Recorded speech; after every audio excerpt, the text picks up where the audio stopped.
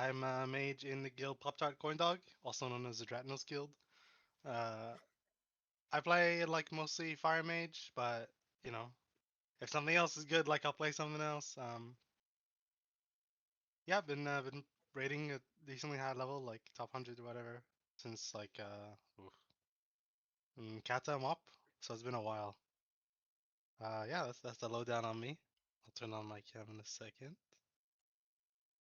There you There we go. All right. Um, awesome. So as we did last time, we're just gonna dive right into it. We'll get started with the class stuff because that's kind of the more broad, generalized topics. Um, I think we need to do. Is there like the stream sharing thing? We probably should have I set just that up I beforehand, just huh? sent you guys an invite. Billy, I didn't see you on, so I didn't send it to you if you Yeah, want to no worries. join. No, I'm chilling. I'm just here vibing. Cool.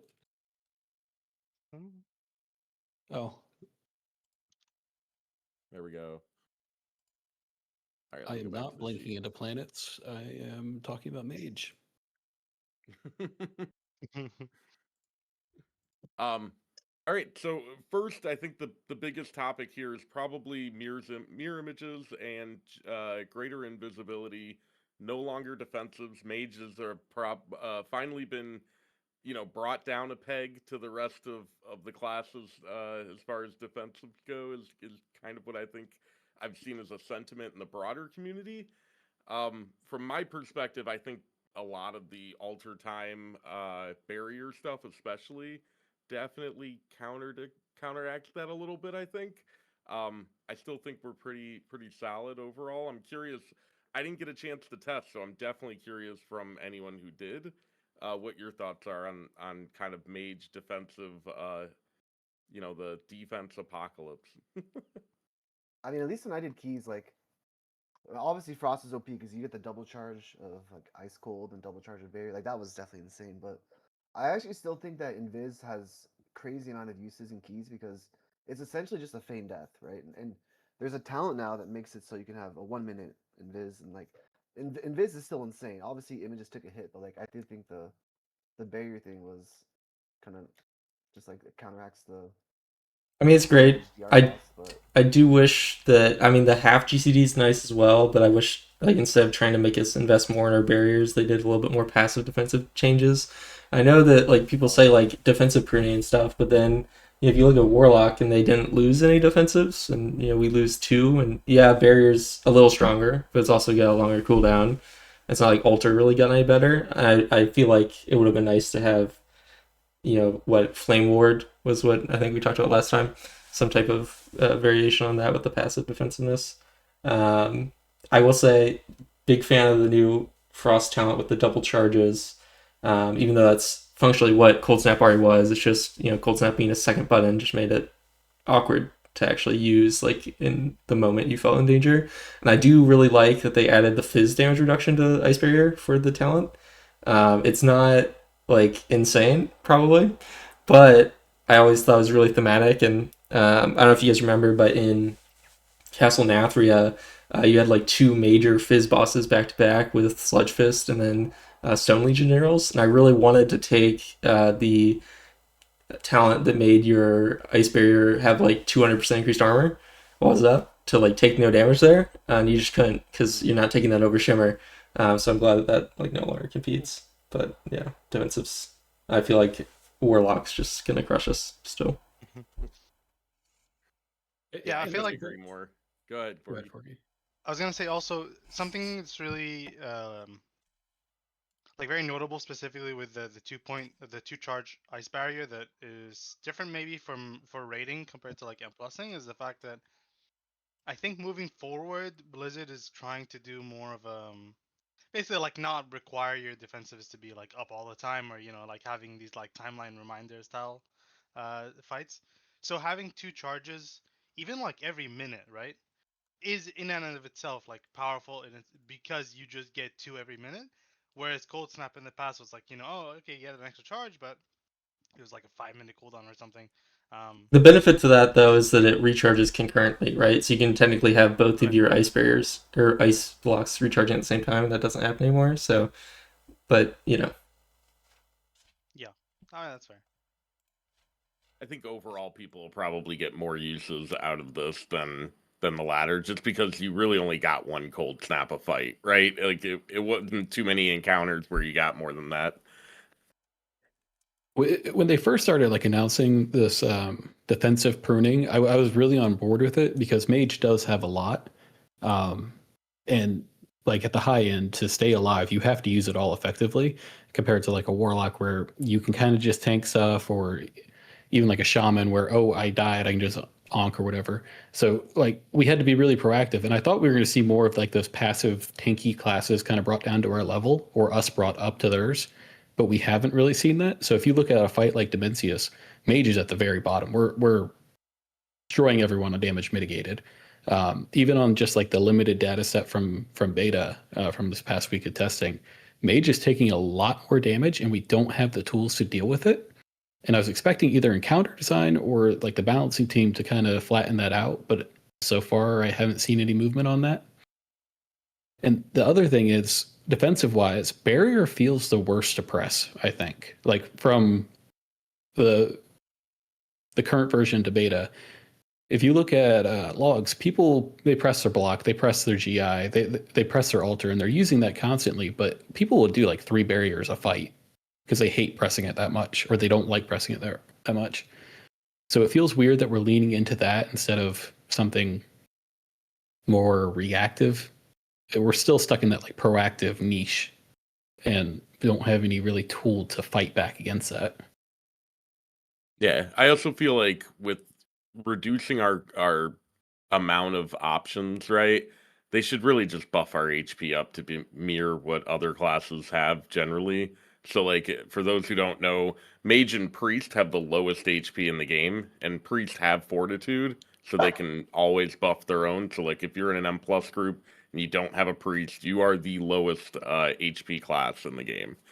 And I think a little bit of parity there between like Mage and Rogue would probably be fine. Maybe we don't need the HP that like a Warlock or Hunter has, right?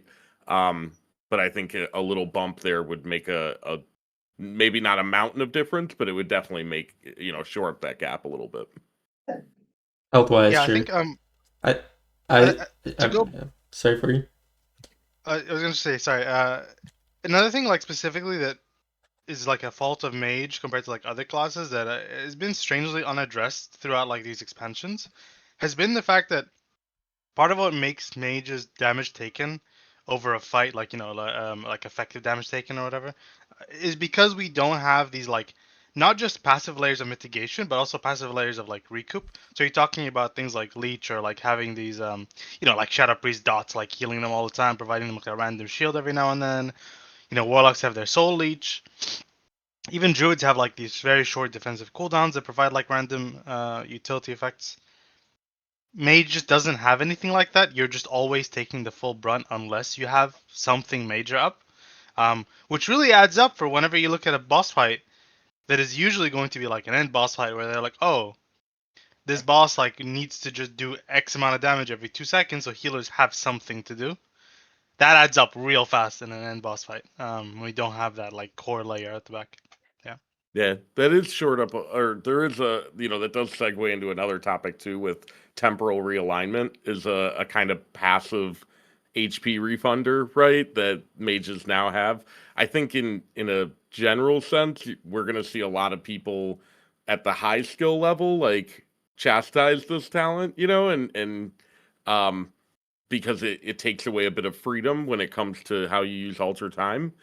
But I think in a general sense, that's probably going to be the case for most mages, that temporal realignment, is really kind of a passive HP refunder. Sorry, Mana, did you have something else you wanted to add to? No. Sorry. So what do you guys think about temporal realignment here? I'm curious. Like the auto alter time, right? Yeah. Yes, yeah. And so when you drop below 25%, it restores 50% of your HP. It's a 50-second cooldown, 40 with Sun Fury. But does it take the cooldown of alter time? Yes, yeah. Ooh. So like if you forget to alter, it'll do it for you, right? And that's gonna be great for I think a lot of players who are weaker defensively.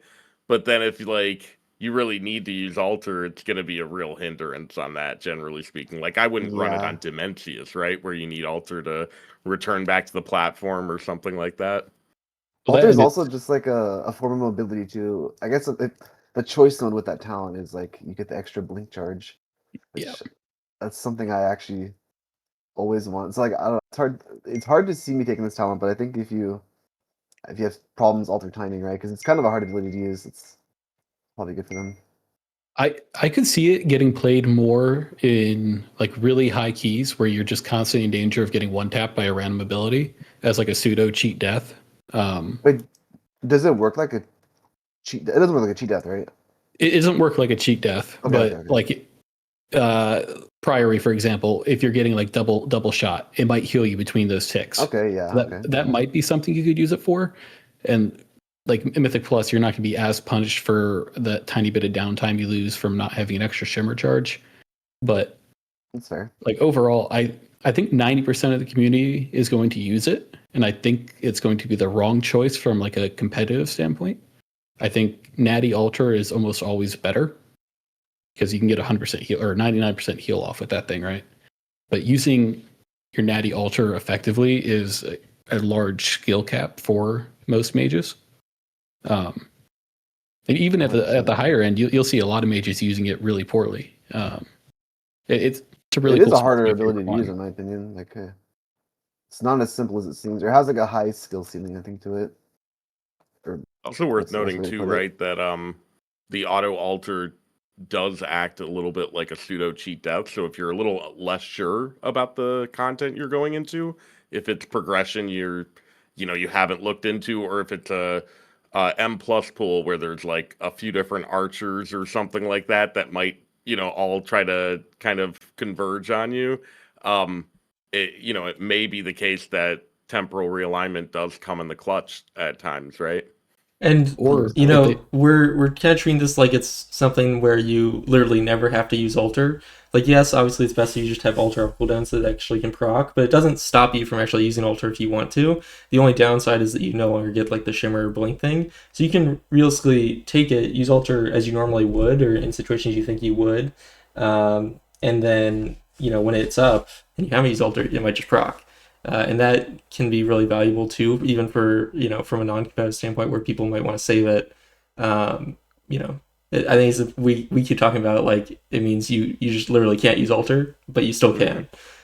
Yeah. So it's not as punishing as it might seem. But yeah, in general, One thing too I'll say is sorry, I was with like Yep. the removal of weak aura, it's like that targeted spells weak aura?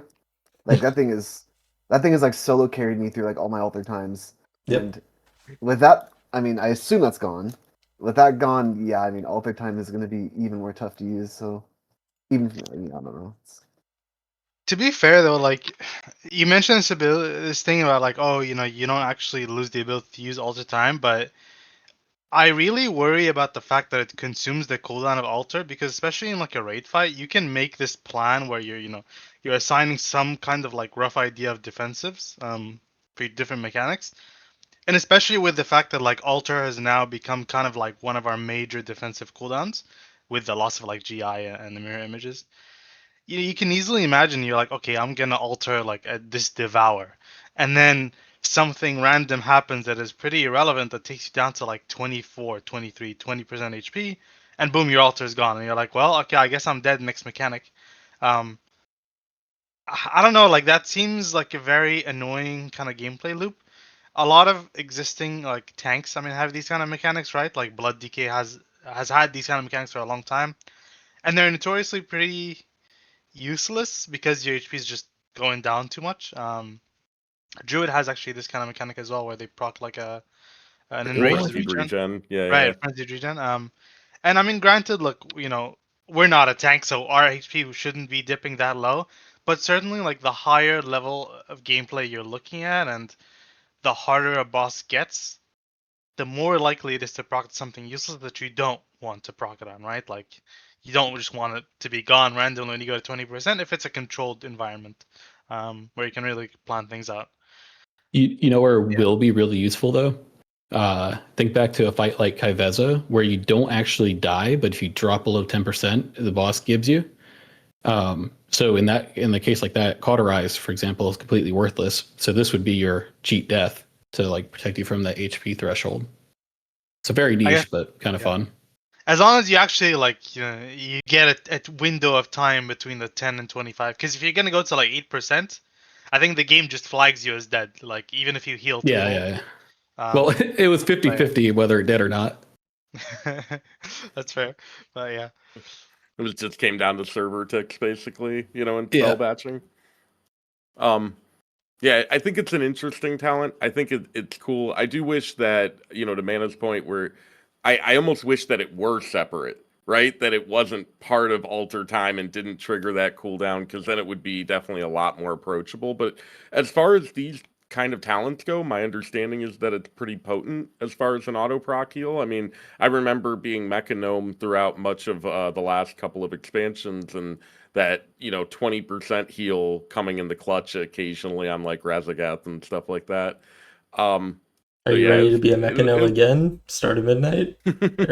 Probably, right? Oh, you haven't simmed Arcane races yet? Wow. Are you even on top of things? No, I'm not at all. We've got like 4 or 5 months to go. Sims can take the time. All right, so one of the other things I wanted to talk about too is the lower ice block, ice cold cooldown. I think that is worth pointing out as well when we talk about the defensive kind of rework here. We're getting, I think it's an additional 30 seconds of CDR there, just at a baseline on top of Frost getting the double charge thing. And then the other point was the defensive nodes in the hero trees are also completely different from what they were, right? So when we talk about defensives, there's not only the CDR there, but then Sun Fury has become like a defensive powerhouse, right? Time Twist, 10 seconds off Alter Time is in my opinion insane. It's already a really low cooldown defensive. To add another 10 to that is crazy. And then merely a setback is absolutely bonkers for Arcane. I think that's probably gonna be the thing that where Arcane still edges out Frost and Fire defensively, simply because of that talent alone. Go ahead, Mana. No, I was just gonna say, I think out of everything, Spellslinger just got shafted. Because it's bad. Like they nerfed Reactive Barrier, and then the choice node it had with it for the extra damage. Not that it was super useful, but that doesn't even provide you. It used to provide you extra damage reduction, right? 5% and an extra damage. And sometimes people would take that in Mythic Plus, especially in like the shoot dungeons or whatever. And now it's just an extra mirror image, but mirror image doesn't really do anything. So it kind of feels like that needed to be reworked. I think the Frostfire one kind of survives a little bit, right? Imbued Warding, you get the Ice Barrier for Fire, Fire Barrier for Frost, and that works. I believe it. Does that work with the improved barriers? It should. No? I don't know. I'm not sure. I don't think we tested it. Anyway. Barrier changes based on spec. Yeah, so it's probably not a catch-all. But either way, still, we do have a stronger barrier, so that inherently makes, Imbued Warding keep its same value. So I don't think that really lost much. But yeah, obviously the Sun Fury ones seem insane compared. Yeah, just like a complete 180 from the War Within, right? Yeah, where the Sun Fury ones were the most lackluster. Yeah. So our block is now a 4-minute baseline. We have, what is it? Winter's Protection, which reduces CDR. Winter Protection is 60 seconds, and then the other node down at the bottom is 30 seconds. So you have 2.5-minute block or ice cold. That's pretty strong, but at the same time, is it strong enough? Because that has to make up for both MI and GI being gone. It's almost kind of the same cooldown as on live though, because like shifting power kind of almost put that to the. It's true. It might actually be a little less. Yeah, I don't know how exactly, but it's like kind of roughly a similar cooldown. But I mean, I'm happy it's an option, because there is a weird talent I saw in there that's like the hyperthermia talent, the 10-second reduced hyperthermia. That was like a really weird talent to see. I guess it's like some PvP thing. I don't know. Well, no, it's for Frost, right? For when you have double block. Yeah. To reduce the time between them. From 30 to 20. Blocking twice in 20 seconds. Yeah, you're never gonna do that, probably. but you have the option Yeah. now. So I mean, it's Yeah, completely that's true. useless for Fire and Frost. I don't. It shouldn't exist anyway, and hypothermia should be removed, especially. But yeah, whatever. So The only reason I can Frost think player that's can't complain. there is so that Frost can't like cheese a tank mechanic, like go soak both back to back. I don't know. Yeah, It's very weird and outdated, but I mean Yeah, I think it's just one of those things where it's like there was some flavor back in vanilla, and they're just kicking it forward, right, and not really paying attention to why it actually is there or not, right? Because it's not really a huge rub point either. It's not like hypothermia existing really makes my life harder or easier in general, right? There's another talent too, like that mana confluence, which is mana cost are reduced by 5%. You can like almost justify this in PvP if you're really doing some mental gymnastics, right?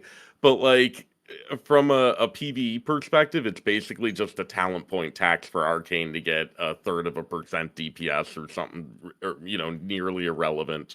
And yeah, it is kind of weird in general that those talents exist the way they do. There's another one worth mentioning when we talk about really weird additions. The captured thoughts talent in the class tree, which is the duration of clear casting, brain freeze, and hot streak. what is it for fire? Is it hot streak? Streak, Okay, I yeah. wasn't sure if it was for some heat or reason hot everyone's calling me streak. right I now. That one is I don't know why. what? My family keeps texting. I and actually calling me. thought this was a bad talent Very too. silly. Like Anyway. no joke. I thought this was a really bad talent. Podcast time. And then I did some keys, and like sometimes your tank just like sits there and does nothing. And then it's like I was like, wait, hold on, like I'm actually getting value out of this. Like like I thought it'd be dog shit too, right? But like it actually has some cases in like a pug key. But I think obviously Raid's like pretty much useless talent. Billy It's pro only tip: like- just kick yeah. that tank. Yeah, I Yeah, mean, yeah. I was like, wow, I'm actually getting value out of this. No, I was definitely thinking of fights like Iminar or Tindril, where like you just barely had your procs fall off as you got back to the boss Yeah. after a sequence, right? But yeah, I feel like even then it's like pretty hard to call it relevant. You know what I mean? Yeah, it's I feel definitely like what off the mark. happened was we can get everything in our class tree. If there's something in the class tree, we can get it. Like the taxes are there because they needed fluff. That's pretty much it. They gave us extra talent points, and now they need to make us spend it somewhere.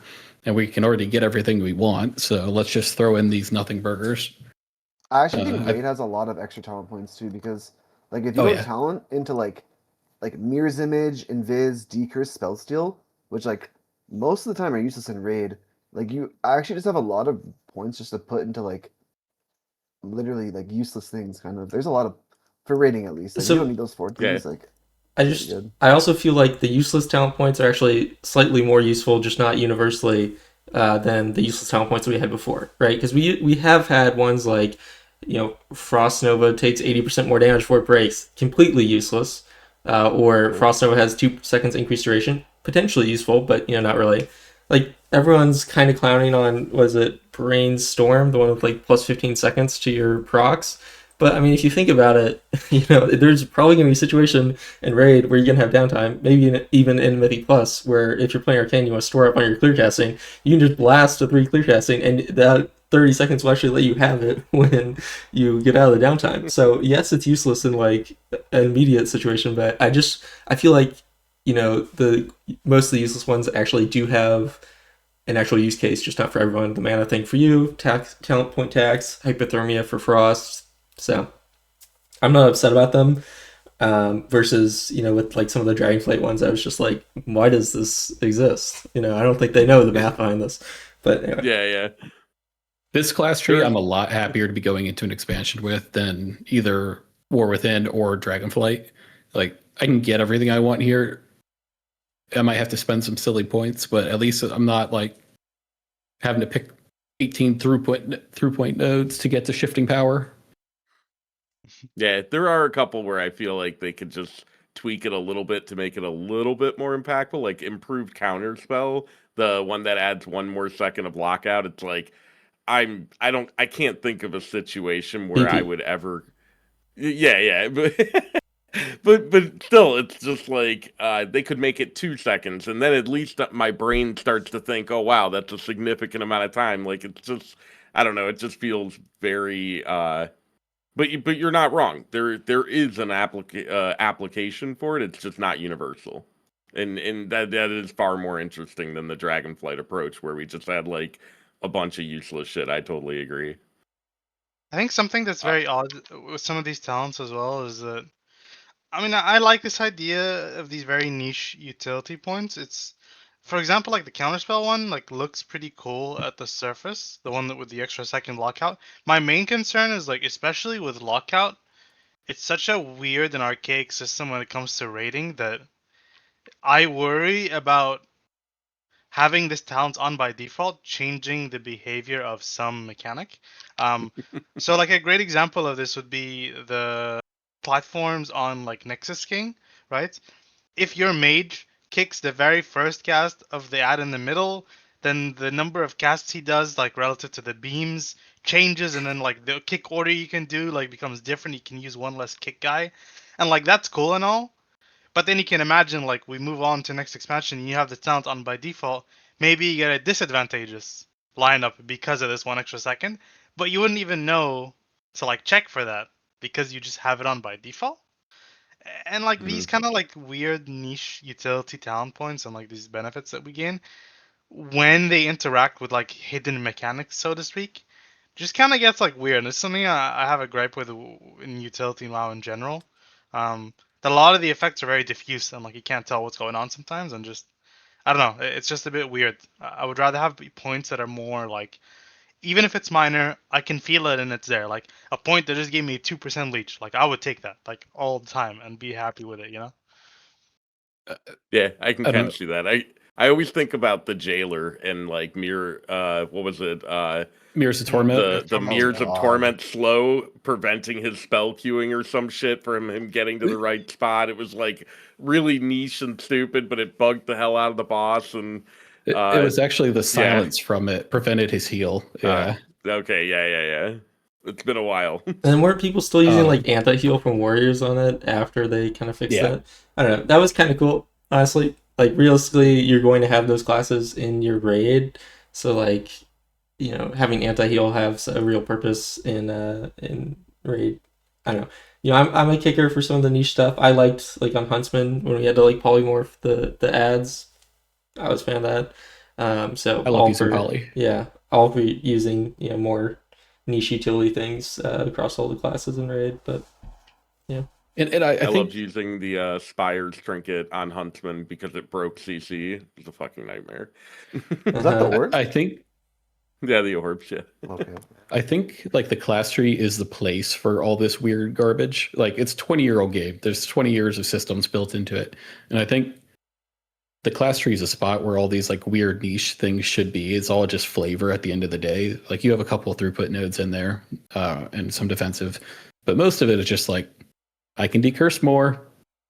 My polymorph's a turtle now. Like it's just flavor stuff mostly, or like very niche, and I like that. Uh, I think it's a fine system. I do kind of like I've got a the good question. decurse Oh, on go ahead. someone else casts on yourself.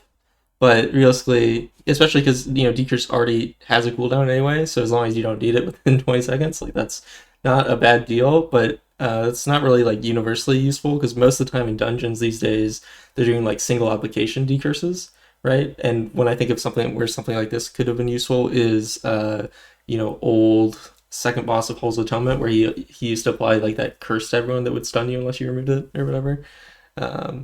So I kind of like that. Yeah, I was thinking about like old style raids where everybody in the raid would get a curse or something, and you can just save a GCD as everyone's getting decursed. Yep. Um, I was thinking So one Stone other- Vault. When my healer Oh, would yeah. call decurse my first GCD of Combust.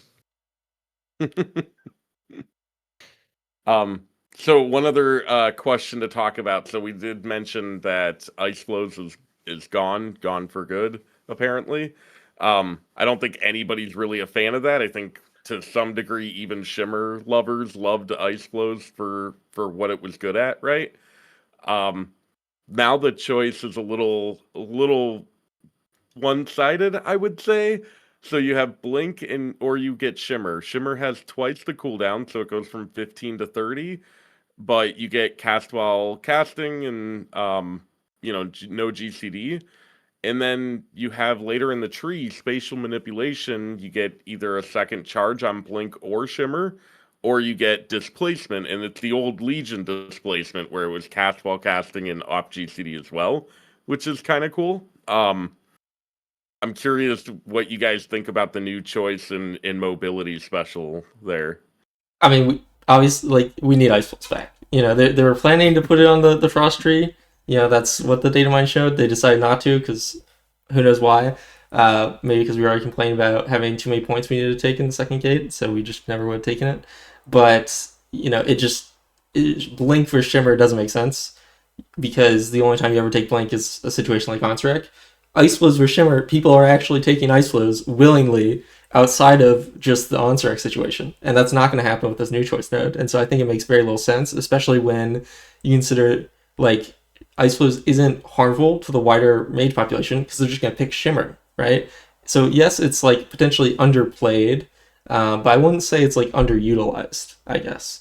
And especially, we're already working with the alter time node where it's people who don't really want to proactively use alter time versus people who do. And I feel like Ice Flows fits the same category versus Shimmer, where it's, I don't want to say it's the harder version because obviously Shimmer has a lot of nuances to make it work well, but it's definitely an option that shouldn't be removed, especially with Pyroclasm and Ray of Frost making their massive comebacks.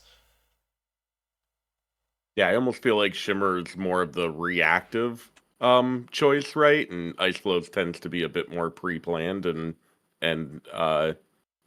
planned ahead of the mechanic and stuff like that. I always felt like that was a good duality, right? And you had things where Shimmer would help you save a raid if somebody missed a ball on Mother back in Tomb of Antorus or Tomb of Sargeras rather.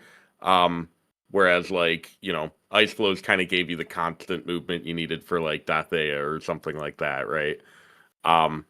Actually, I'll miss Ice Flows, that's for sure. one more example here is this is literally if you think back to Shadowlands, Ice Flows I think was Frost only, and if you look at Ner'zhul, people are playing Fire, right? I think there's the kind of famous example with I'm Fired Up. He's playing Shimmer on Ner'zhul because he can't play anything else. Ner'zhul has a bunch of knockbacks, and he's casting Pyroclasm, or SKB, one of the two. And to protect it, he double Shimmers the knockback because of the grace period where you can cast while moving after Shimmer.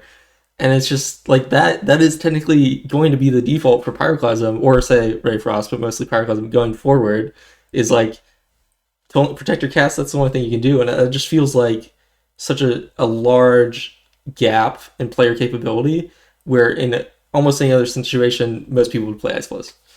So in the devs when they did the first big beta or alpha post, they put all this reasoning behind it, we want more people to play Blink, we want it to actually be a choice between Blink and Shimmer, and I don't understand why they want us to play Blink. I feel like Blink is it's iconic, the vanilla spell, we've had it forever, very cool, but Shimmer is just better Blink. It's a better system. They worked out a cooler spell with a higher skill cap to it. And even if you can't play that skill cap, you can't fire it up, double blink your Pyroclasm, you still have an ability or the ability to protect your cast, to do your movement without interrupting your rotation, without interrupting that flow. So it's weird that they're trying to break the flow, force you to play Blink by making it the quote unquote easier choice instead of nudging people along and getting them to play the better spell. I will say, in defense of Blink a little bit, so keep in mind, when we're talking about the choice between Blink and Shimmer, at least for Fire, with the current design of how things are, PF is gone, Scorch is gone, obviously we'll talk about those later, but we have a lot less, basically no on-demand movement, and so having a Blink, which is an 18-second cooldown, compared to a Shimmer, which is a 28-second cooldown, I believe, or maybe it's just 30-second cooldown, that's going to make a big difference when you're talking about high mobility fights. Anytime you need to get around a lot, if you're losing more than one GCD every 30 seconds, then Blink seems like a pretty reasonable choice, I would say. Especially because of the fact that reflection or displacement, whatever you want to call it, is based on just when you cast Blink. So then you're gonna get twice as many of those as well, right? So you Yeah. do just get a lot more access to those, yeah. Yep, you lose out on charge to do that. And also, like, do you feel good doing that? Like, I feel like with ice flows, you're not hurt as much when you decide to, because you also get the benefits of blink, but you also get ice flows. So whenever I play ice flows, yes, it's nice to have blink available and whatnot, but I also feel good because I have ice flows. If I'm playing shimmer and I'm like, damn, I literally just cannot blink enough, I have to go blink, that's gonna feel bad to me. Like, that doesn't feel like an upside when I make that choice. It feels like I'm being kind of punished. Yeah, I mean, don't get me Yeah. wrong. I love ice flows. Like I usually play ice flows more than I play shimmer, like on live right now, right? When I can, it's just like I do think there's a bit of a like player psychology to be fair going on, where like you might not feel good about like being forced to take blink right now because you know what you lost. But like somebody who's new to the game or who's gonna be like starting to play Mage for the first time in a long time or something like that, and then does not experience like ice flows, when they have that choice of like, oh, I don't have enough shimmers, let me take blink, and then suddenly they can teleport around the map like twice as often. I think they would feel like, oh, okay, wow, like I get double the mobility in a way. Not, So, obviously, like I said, I'm not fully like in favor of this, but I do see the merit or like what the vision they're trying to go for at least. My problem with Blink, and this is mostly coming from like a fire and somewhat arcane perspective, is all our damage happens in like these very finite windows. Like combustion is like 10 to 14 seconds. Surge is around well, not even surge, it's just touch now. So you got like that 20-second window. Like that, those are the damage windows we're trying to protect, and I don't think Blink assists in helping protect those damage windows where Shimmer does. So I might lose. I'm playing Shimmer. I might lose a GCD or two in my filler where I'm spamming Fireball, or I'm pressing Arcane Blast 60 times. I think that's an acceptable trade-off if I've protected my Pyroclasms, I've protected my Combust, and I got my damage off and can move forward towards like the next vulnerability window of my Combustion or my touch. I think the problem ultimately is that Blink doesn't have, and this really builds on what Mana said, right? Blink doesn't have any generally useful property to it, right? It's got a lower cooldown, but like most of the time, that's not something you really rub against as a mage. I think like it should do something special beyond just breaking roots and stuns, because that's like the specialist behavior, right? That we take Blink for. We need a reason to play it without those things as well. So like good one was Blink Barrier, right? That was a reason to play Blink that rewarded you defensively and was kind of generally useful in high key situations, for example, where it made Blink a bit more beyond what it is, and I think that could be a good counterbalance to Shimmer's let's face it, generally better mobility, right? Is really what you're getting with Shimmer. So did any of you guys get to play raid testing this week? I did the first day. I got jobbed. I only did the first day. So my question is, they're doing this big mobility prune, and it's not just Mage. And historically, or at least in like the last couple expansions, the reason we've had so much of this micro movement, all these constant ground swirls and all that crap, is because it's the one mechanic that weak auras can't solve. Weak auras cannot move your character 2 yards to the right and step out of that swirl. So I feel like they've really upped how many of those were there because of the weak aura war, and now that they're pulling back the weak auras and the problem solvers, are they going to reduce the amount of ground crap we have to deal with? Because if so, like Shimmer again gains more points because there's less micro movement we have to deal with to begin with. For what I saw, that's not the case. For what I Of saw, course not. there's some real ground moving out of vomit kind of bosses going on so far. So I wouldn't get your hopes up. We'll just be stutter stepping more probably. yeah, I mean, I think this is going to come up again with Frost. Some of their like recent Frost design decisions I don't think make sense in the wake of like them removing add-ons and kind of their stated goal behind it and how Midnight's starting off of.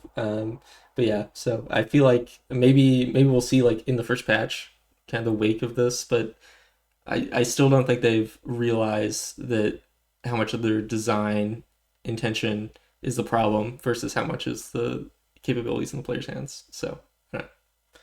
We'll see I how think the that's a good Boomkins time. react to this release Yeah, this patch. I think that's a good time, honestly, to transition to Frost. Mana, why don't you introduce us to Freezing Wounds and the new Frost Mage design? Yeah, okay. I mean, do I need to summarize the new Frost Mage design? Can I assume anyone that's watching a Yeah. podcast of 5 people talk about it knows what it is? Okay, it's really just festering wounds, but frozen and with some less quality of life. Personally, I never really like Unholy Decay. Festering wounds was always really annoying because you had to spam your festering strike and then you ran out of resources and then it was like, oh, I can't play anymore. And I think that's definitely a lot easier as Frost. Like the application of freezing is really easy to do, generally speaking. It's the consistency that you're concerned about to some extent. But then it doesn't have some of the quality of life. Like festering wounds just explodes when the target dies because that's kind of its main mechanic. And our freezing doesn't shatter when the target dies. Then it would be a 1-to-1 copy with festering wounds, but that would also be kind of nice because currently you just lose all the freezing when they die. But yeah, and the other thing is that while they were definitely leaning into the new design and alpha, they've kind of gone into beta with the expectation of, oh yeah, we actually don't want this to do any damage. So it's just completely and utterly trash. Like they said they wanted to focus on it being better, like 3-target, make your spells more impactful, generally your base spells more impactful, which is good. No one's playing Glacial Spike, hitting their 1,300% spell power button and saying, wow, that felt like it did nothing, right? And Flurry definitely feels like it's just owning way more than it really ever has. But that comes at the downside is that they took all the damage from Shatter to do that, and then it's just not worth using Shatter. So even on 3-target, like trying to enable your Shatter, because the way it works, right, you Ice Lance, you have a talent, it consumes freezing from up to 3 enemies, about 4 stacks. When you have Fingers of Frost, historically that just makes Ice Lance auto Shatter. Kind of does the same thing, except here it actually requires a freezing stack in order to do it, which is kind of weird because it's not like you don't have just this proc that you can then send like you have always had before. It's you have this proc and then you check that your primary target has a debuff, you check that 2 other people have a debuff, and then you can use it, which not great, right? We're looking at trying to reduce the things that are being tracked, and I don't think that's really been successful. So yeah, I think one of my favorite things about tracking debuffs too is the way the UI works now. When you change targets, there's a little delay before your buff and tracking update in the CD manager. So just a little extra punch in the gut there for not having weak auras anymore. Yeah, and for whatever reason they have like the duration highlighted inside the box rather than the stacks. I don't know if you can change that with the add-ons yet, but you're gonna need to be able to because I just 20 times the size of my debuff so I can actually see the stack number because the duration actually covers the stack number, so you just can't see the stacks. And when you're working with something that actually you need to know the stack number, it's just annoying. Anyway, so what I'm trying to get at there is that Fingers of Frost is much more powerful in AoE because it doesn't consume but still shatters multiple targets. And currently taking Fingers of Frost talents, even at 3 targets, like the most Shatter can hit, is not worth it versus 1 extra bolt for Flurry, which is, it's 25% more Flurry damage, but still, or it's just, Shatter right now is unsatisfying, and coming from the Frost that's kind of existed for the past, 8 years, it's just out of place.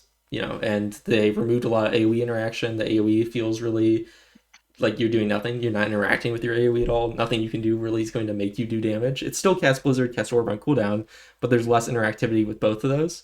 And then what we kind of transitioned to this topic for was I wanted to talk about how they really wanted to simplify the rotations, reduce complexity so that not having add-ons hurt less. But we've kind of seen the trend where that's just not going to be true, right? Freezing as a mechanic is just inherently difficult to deal with when you're working with multiple targets because of nameplate tracking.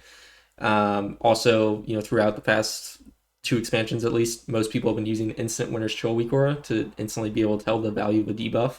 And you won't be able to do that anymore. They're not changing our spell projectile speeds at all. So your freezing is going to be delayed. And on a fight like Dementius, there's a lot of human error that will come into play because your freezing is going to be changing to you somewhat unpredictably because the spell you cast 1.5 seconds ago is just now hitting your target. And so I think that's not good design. And then most recently they changed one of our capstones, Thermal Void, which was when you cast Flurry, makes your next Ice Lance cast twice. They changed it to be when you use Brain Freeze, it makes your next Ice Lance cast twice.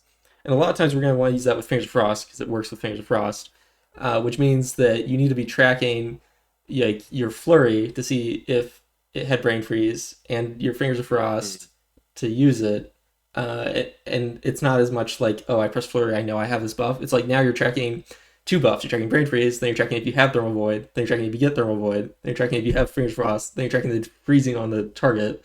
And I feel like that's just like extremely counter to what the thing is, and also the instant debuff thing is just like that's something we would use a weak order for that I don't think they really solved. Okay, long tangent. Now we didn't even talk about Ray Frost, but I want other people to speak. So let's add another level of complication to that. And sorry, my dog's going nuts. There's a weak or a Playdar script, one of the two that you've maintained for a while, that tells you whether you can freeze a target or not. That's no longer accessible. You can't do that anymore. So now you just have to memorize the whole dungeon, which freezing doesn't matter because you like using your roots won't actually do anything to your DPS anymore. So we don't need that Playdar mod anymore, which is nice in an extent. I mean, to say this is, in my opinion, certainly a downgrade to the Frost experience, right? I was always a proponent of shifting, just get rid of Winter's Chill, do Fingers Frost based, increase the availability of it, and you have a much simplified spec. But you still have kind of the core of Frost, which is this variability, the combo aspect, and that's what's kind of going away with the new rework, right? There's just, Shatter was a very intricate mechanic, and that made it very complex if you wanted to learn everything about it, but that also meant that there was a lot of optimizations you can do, right? If you're, say, playing against Forge Master, it's Forge Master, Forge Weaver, or Raz in this tier, you can shatter all those little ball guys when they're out. And so sometimes, the right thing to do is Glacial Spike into Ice Nova that and get a double shatter, where someone else might have just Glacial Spike flurried and shattered once. And like that knowledge is very unique to Frost. It's something that really made it feel like its own spec, and now it feels incredibly generic, which is one major downside of Midnight. So back up one more step here. Yep. In the dev notes, they came out and said, we think that Frost is the beginner Mage spec, and that's a community perception too. A lot of people say, you want to learn Mage, go play Frost. From a competitive standpoint, I think Frost has always been one of the harder ones to play at a high level because of all that intricate knowledge and decision-making combo point building style. Do you think it is at the high end, it is more or less complicated going in? I think it is easier to understand, and that's what makes sense, right? Because before you're saying you have Fingers of Frost, if that's Shatter, but for Ice Lance you have Winter's Chill, which is Shatter, but for literally everything in your kit. And some spells benefit from it, but don't consume it. And then you have your actual freezes, which are also Shatter, but they only work on certain enemies. So it's definitely much simplified. There's still a lot of, or some nuance to it in your actual rotation. But yeah, it's definitely gonna be easier. The thing is, once you actually understand it, will it be easier to track? I think that's where the answer is no. In particular, if they keep going on the path they're doing right now and kind of incrementally make Shatter matter again, then it's not really going to be any easier to track, and it's going to be more annoying, especially in like dungeons and AoE. But yes, from a beginner perspective, I think this makes Frost a better spec. Really wish that they would revert the dealing damage on hit instead of cast. I wish they would kind of redesign that. I think that is probably one of the reasons that that like Frost is one of those specs that becomes more challenging in practice than in theory. Yeah, and I feel like with this design currently, getting rid of shattering, right? Why not? It seems so weird to have Frost be an oddball now. There's no excuse for it, right? Yeah. And then I suppose the other thing to mention, right, is they said they want us to be like an uptime spec. They didn't really give us any upsides in Midnight, right? Frost has historically struggled to be relevant in Raid unless it's overtuned. And kind of looking at Mana Forge Omega, maybe it's kind of the fault of the publicity that Frost got before the spec patch. But, it was looking well tuned, got a nerf, right? Now it's just behind. And it didn't even receive a buff, still hasn't received a buff in Mana Forge Omega when it honestly really could use one. And they want it to be a consistent profile spec, but they haven't really shown a willingness to let it be tuned to the level the consistent profile spec needs to be tuned. And that, given the fact that it's niche, not that really Fire and Arcane have valuable niches anymore because they mega nerfed Resonance. And for Fire, its execute's still looking like it might be there actually. But for Frost, 2/3 target, that's not niche. That doesn't matter. And we don't do it better than any other spec. And picking up debuffs as an actual downside is pretty crazy. When you look at the difference between Arcane and Frost is pretty stark. Arcane is forced to talent through Arcane Cleave. It gets Arcane Surge, auto hits, AoE, right? And then you also automatically get Orb. So now your choices are, you can take an additional Orb charge. Maybe you'll end up taking like Aether Attunement. But realistically, if you're doing like a light cleave fight, you might just stick with what you're literally already talented into, maybe Resonance, kind of how we've been doing for the past little while. And that's not true for Frost. Frost has no inherent AoE capability to get to like the same level as Arcane does, but with us needing the time to apply and consume debuffs, you need 3-4 talent points invested. And that's pretty concerning for a spec that's historically struggled in Raid.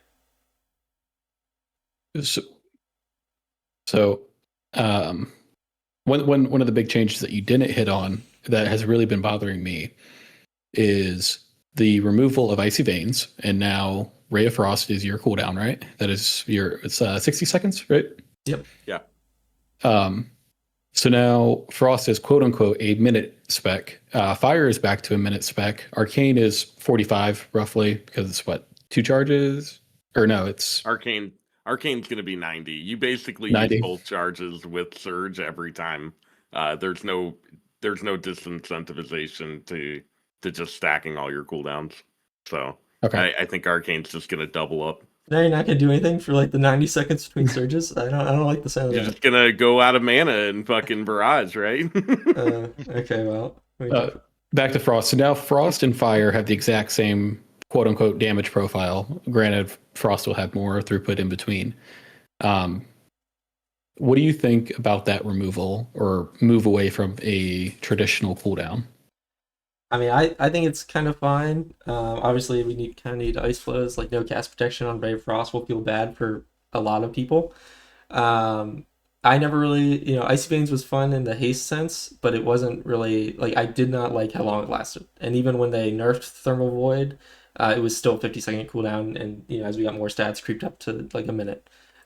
So Ray of Frost, definitely, I think they're going to struggle with it, because it needs to do damage for it to be a cooldown, and I think that its balance is going to be, like, an ongoing problem as they keep moving through tuning. And it does give a small amount of spell power. I mean, you get, like, 16% spell power after you cast it, but more importantly, you get a bunch of freezing, you get access to Comet Storm. So it's still, a high point in your rotation, and it has more direct impacts on your rotation than just immediately casting Icy Veins did, especially if you take Glaciate or you take the double Finish Frost, you won't. But, if it, you're going into a point where the fact that you have the 2 additional charges does lend you more CD flexibility than a lot of classes, because you're able to just sit on some things for a while. Currently, it's not really looking like we want to cast them back to back and hold for 2 minutes, but that might change, Spellslinger especially, because it has the double splinter value. Just that starts at the beginning of the right cast, not the end, which is actually kind of a problem. You've also got to think about lust and potion and things, vulnerabilities and raid, stuff like that always ends up fleshing out a little bit of that too. Yeah, but Ray Frost, it enables a lot of your class, because if you take Glaciate, it's going to give you a Glacial Spike. If you take Comet Storm, which you probably will, it'll give you a Comet Storm. It'll reduce Frozen Orb CD by 1/4. It'll reduce Flurry CD by at least half. So it's kind of, it feels supercharged, and it does damage. So I like that. You know, I'm not a Ray hater. I never really have been, but I know that that's not, like, being a Ray hater is not an uncommon sentiment among Frost players. So it's kind of controversial that they decided to go with it, especially with Icy Veins being, you know, as long running as it has been. But it's interesting. So How do you I feel will about the say- mastery? Sorry, how do you feel about the mastery moving away from icicles though? Because I'm looking at it and it's like the new mastery where it's just a percent damage on spells that freezing and a percent damage on spells that shatter. It's just like, so it's just a percent it's just damage on all my versatility. Yeah, spells, I mean, right? yeah, it's just Yeah, stronger yeah, it's versatility. like super boring. Yeah, I mean, Icicles was nice, but you know, you didn't really feel it. Like, yes, you went all in on Mastery and powered your Glacial Spike. That kind of got shored up by the fact that they doubled Glacial Spike's spell power coefficient, right? That was the part that Icicles made up. So yes, you can't scale Icicles with Mastery anymore, but you can scale them with Haste because their cooldown time is reduced by Haste, and so that feels good that you still have that agency over it. It's not as strong as Mastery scaling was, because Haste is just kind of struggling a little bit. But it doesn't feel like you have no impact at all on your Glacial Spike. So I do like that that's remained kind of a core function of our stats, is that you have that interaction. But yeah. And at least the Mastery works with Frostfire now, right? So that was the problem with all the War Within, was it had no interaction with Frostfire, and they added it to it. Well, half of Frostfire, at least, has the interaction, the important half. So I'm also definitely not a super fan of the icicles not being tracked in any of the yeah. buff tracking right now. Yeah. I can't even think of a reasonable reason for why that's the case. Yeah, I don't know. They should add that to the CD manager. I mean, I would 100% use a weak aura for icicles if I was able to. Timed next icicle, or even just, I really liked the display my weak aura had, which was just Apnar's icicles with their what was the thing that people went crazy for a while recently, where it's like the extra textures in your weak auras is causing you to lose 50 FPS. So I mean, I had that removed, but otherwise Apnar's icicles. So My bigger issue with like the icicle nonsense is Frostbolt automatically changing to glacial when it can be cast. mm-hmm. I hate that, because there's times like a lot of the time I would play Frost was like for weird things, like last boss of Brackenhold, where you had to kill that totem, so I would pull my glacial and I'd sit there frostbolting for funsies, and then have that glacial ready to go on the rip. Now I don't really have that choice unless I want to hit the ice lance for a while, and I kind of really really really hate that. Also, it still has that weird like spell queue issue. So I mean, one of the positives to this is that, right, your base spells are actually much more evenly balanced, so you don't really need Glacial Spike anymore. Like, a Flurry has more spell power than Glacial Spike used to have. Obviously, that's missing the Icicle component, but Flurry does insane damage. And so I think there's more room for other spells that aren't Glacial Spike to fit that role as Frost without you losing it. And also you can hold Comet Storm indefinitely if you wanted, so you can just Ray on the main boss and just hold Comet Storm and kind of cleave off him and hit the totem. Though sometimes Comet Storm doesn't hit totems. So yeah, but it's definitely a downside for not being able to Glacial Spike in that way anymore. I mean, one of the major benefits that merging Glacial Spike with Frostbolt does is it lets them both work with the same talents. There's a one of our popular tier sets in Dragonflight, right, was the Glacial Spike explodes, and then the 4-piece was that Glacial Spike has a 40% chance to generate Brain Freeze. And so because Glacial Spike now replaces Frostbolt, it can also generate resources. So it will generate Brain Freeze, it will generate Frames of Frost, it'll work if they ever add Death's Chill back. God, we're hoping not. It'll work with that, which is a good thing. It's more synergistic. Does it make much sense to someone who hasn't been playing the spec? Kind of feels like Glacial Spike's a little shoehorned in to the spec, right? They just didn't want to get rid of it because it's so iconic and it's such the great visual. But yeah, I'm relatively happy with it, and I think that it will hopefully satisfy a lot of people who didn't like Glacial Spike, because it has the cast time of Frostbolt now, and you don't need a different button, and so I think that's going to make it easier for the wider population. And when you're looking at making Frost a beginner spec, they're also looking at trying to satisfy the more casual player base more than they are the competitive player base. That's what it feels like. And so I think that was a wise decision for that reason. Do you think that the shift towards having Flurry be like a higher damage ability, and like as you kind of touched on, like Iceland's taking like the back seat just because it's like damage is basically weak with Shatter. Do you think A, that's intentional, and B, is it good?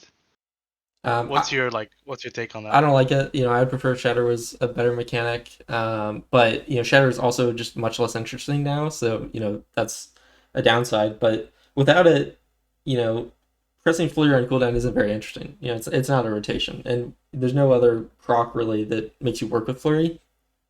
Iceland's at least has Fingers of Frost. You can potentially do some work around things with Fingers of Frost, which is nice. Like you don't need the exact amount of freezing count or whatever. So I like that. Flurry is just kind of boring, and it also has like so many bugs that make it not well suited to be a full damage spell.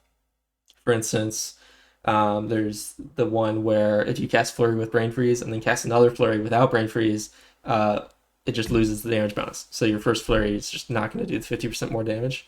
And then something that's been plaguing them for a while, they haven't fixed. I tried to bring up a bunch in Dragonflight.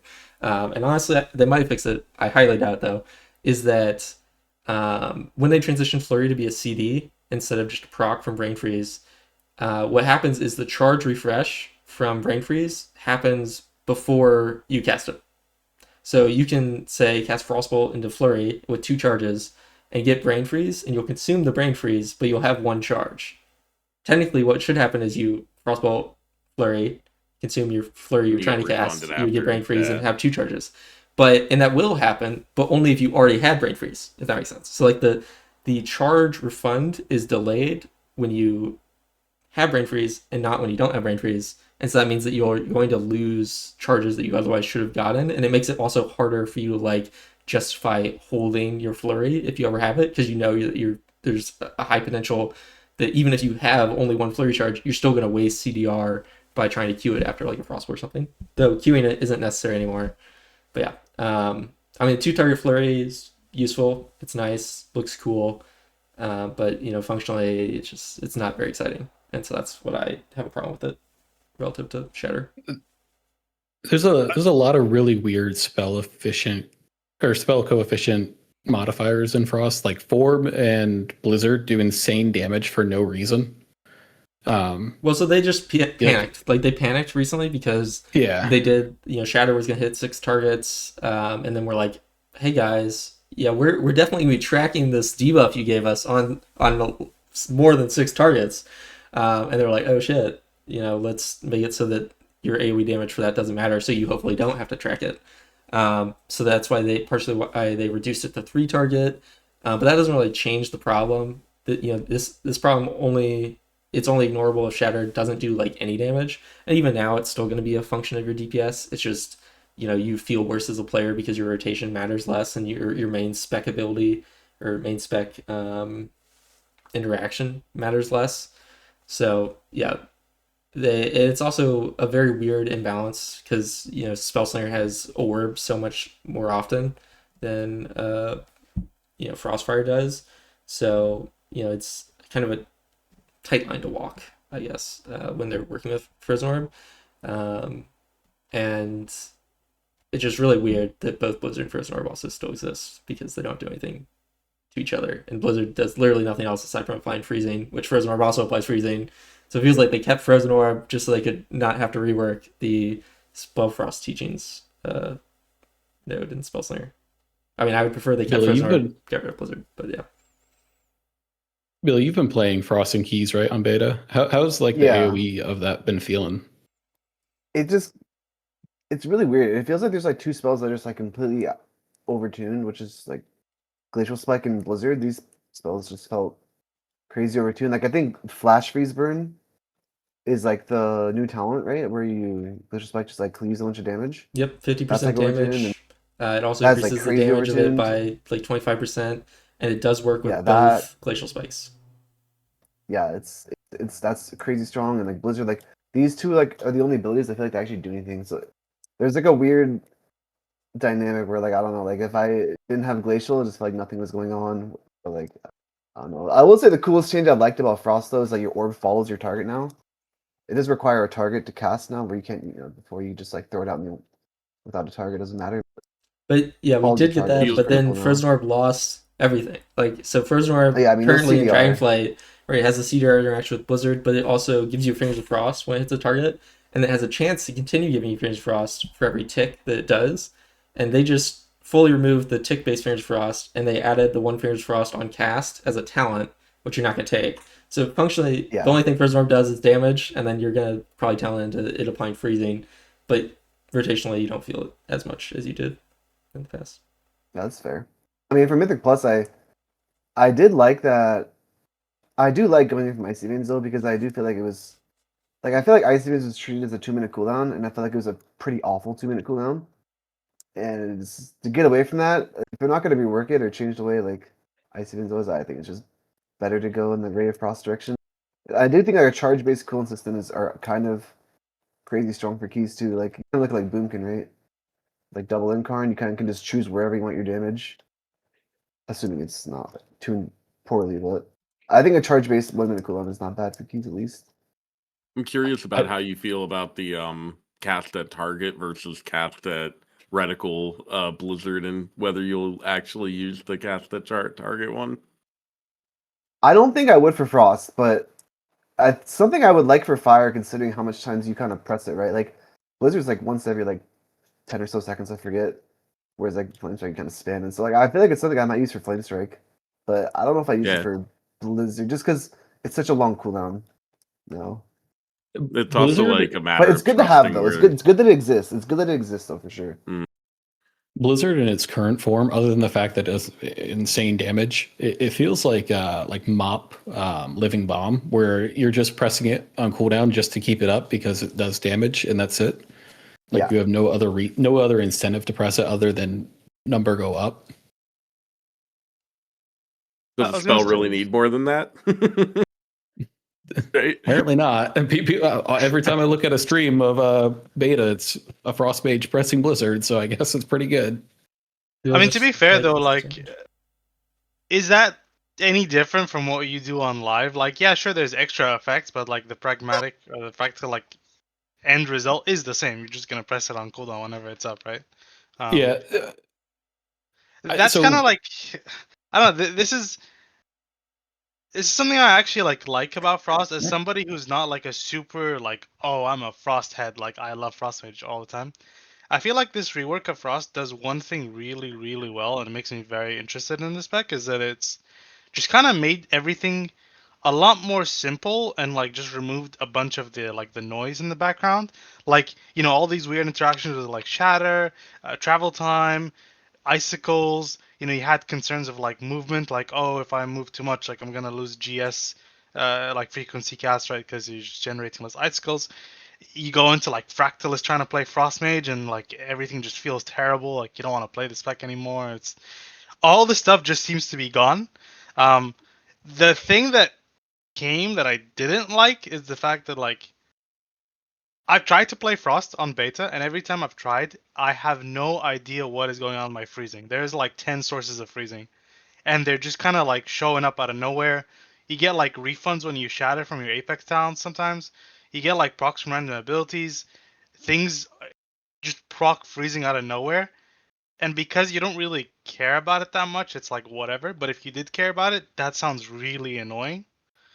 And so like the question I asked earlier about like, do you like that Icelands has kind of gone to the background?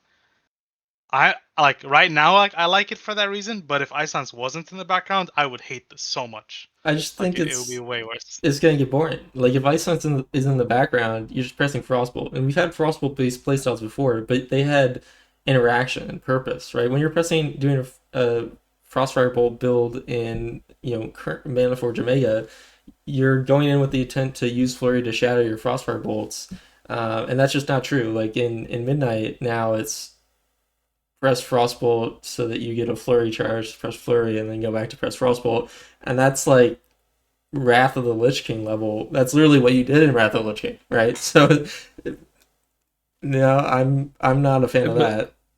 I do think that was. a design goal, right?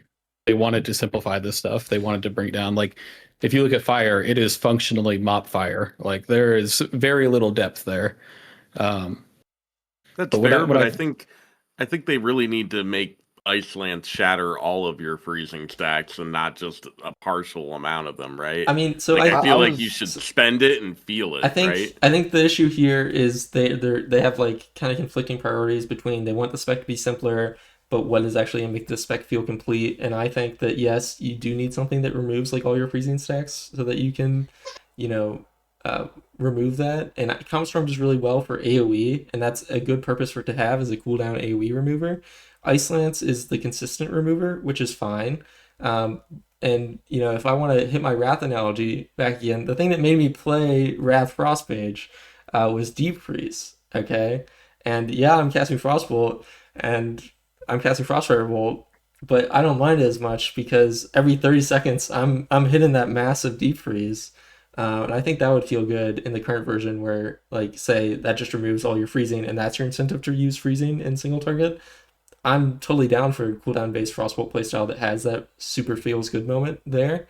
But you know, and the other thing is like, I mean, you know, Norner's in the chat talking about how the 20 max stacks is limiting, but like if they increase the stacks, it just feels like it's getting out of control so fast, right? No one wants to work with like freezing max 50, Ice Lance consumes 12, and you need like even 4 with 20 is a little ridiculous. And they are going way too hard on the freezing, random source of freezing, like for Spellslinger especially. Spellslinger refunds 25% of the freezing it consumes. I don't know why they decided to do that, but when you consume 4 freezing, it gives you 1 freezing back. It's like I don't need my cash back, right? I already have too much freezing. I'm trying to cast less Ice Lances. But yeah, so and that's the primary problem with the debuff and the range issue that's going to pop up again, is the unpredictability of freezing. Luckily now we don't need it to be all combined, right? With Master Lancer, when that existed, we were wanting to back to back Ice Lance, and that would have hurt the long range debuff playstyle more. Now that we can kind of just consume it as it comes, it's a little bit less of a problem unless you overcap it, and then you know that's mostly going to happen during Ray, and it's a little awkward with Ray, right? Because you're playing Glaciate, you have Frozen Orb CDR, you have Flurry CDR, you have Glacial Spike CDR. So that means that you want to use all those before your Ray, but all those things generate freezing. So then if you Ray, you overcap your freezing, and then you're like, oh my god. So that's, yeah, Ray is a little bit unfortunate. But then with the debuff playstyle, you want your Ray to give you all the freezing so that you don't have additional ramp time. So it's kind of tough, and I think it's a bit of a design problem. Don't really know an answer that would really fit well with it, though. I do. Bring back Gamba Mage from season 1. I don't even, what does that mean? Gamba? Spellslinger. Yeah, dude, I love orbs. Yeah. That was my favorite version of Frost. I had so much fun. I mean, you can still play Spellslinger. Spellslinger doesn't have quite as many orbs, but it is definitely lance slinging. You know, it has to press lance because that's the only way it generates splinters.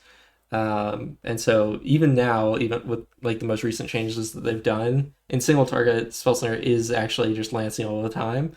Not really because it's strong, but kind of because it has no other option to do so, because that's the only way it does anything with its hero talent, which is maybe a positive in this world, right, where Frostfire has kind of the opposite problem, where it has no intention of ever ice lancing, really. So yeah. I have an important question for you real quick.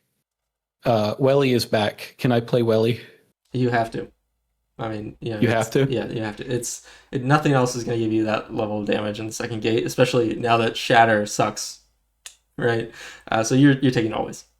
And does that also mean Attuned Familiar from the Spellslinger tree? Yep, Attuned Familiar. I know that's looking I'm very positive about that one for Arcane, but I'm curious about for Frost. Okay. Well, what does it do for Arcane?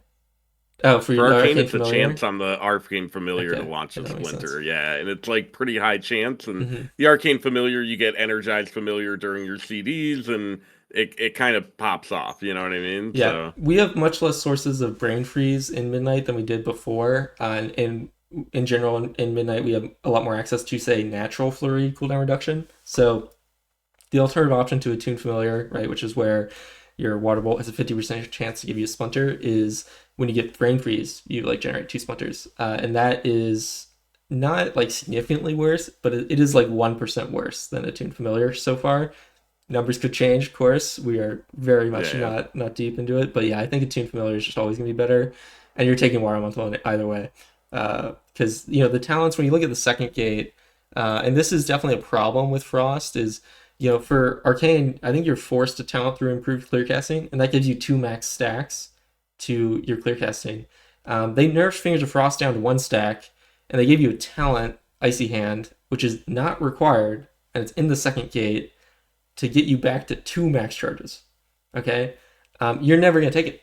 Like, even if they buff Shatter, you're never going to take it. One, you don't have enough consistent sources of Fingers of Frost generation.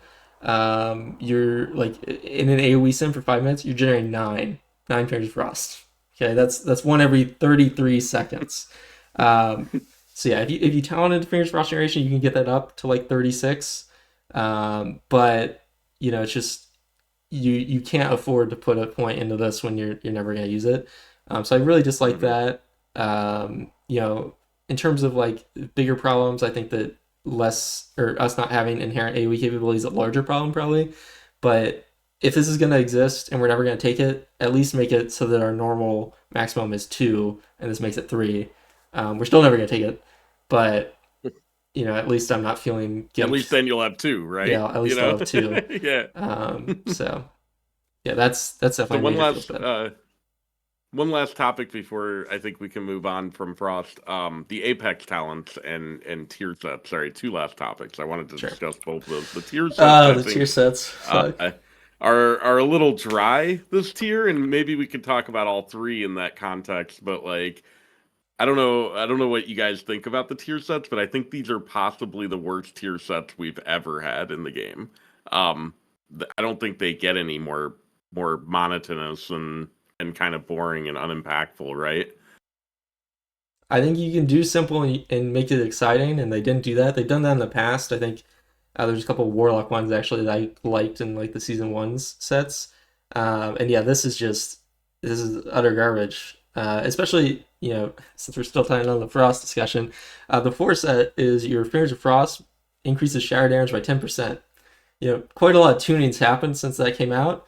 And again, 9 Fingers of Frost in 5 minutes of AoE, that would give you, in terms of shatter damage, less damage than 1 Frostfire Bolt. So it's like, we probably need to rebalance that 4 set a little bit. The 2 set, in a sense, for Frost, it's boring, but it's still solid enough because it empowers Glacial Spike. And, like Asuna said, Flash Freeze Burn, the AoE Glacial Spike damage is just, one of the pillars of your AoE rotation right now. Not really rotation because you can't really control it or do anything to affect it, but it feels very good. So empowering Glacial Spike feels good in that sense. But yeah, the other ones, are getting boring. So if someone wants to talk about Fire and Arcane. Yeah, I think Fire's the only one I think worth talking about. Honestly, out of the 3 of them, the 4-piece actually does something, right? Reduces your Fire Blast cooldown, whereas Arcane, you're not going to feel the critical strike damage. That's a number on the screen buried underneath 1,000 other numbers, and you'll look in your DPS later and be like, oh, wow, I crit this barrage for X amount, and take a screenshot of it, post it in the Mage Discord, and feel a little better about yourself, right? Oh, no, the Fire one is, if you look in our talent tree, there's a talent called From the Ashes. And if you remove direct damage and replace that with Pyroblast and Flame Strike, you now have our tier set. So it's really fucking boring, but it does do things.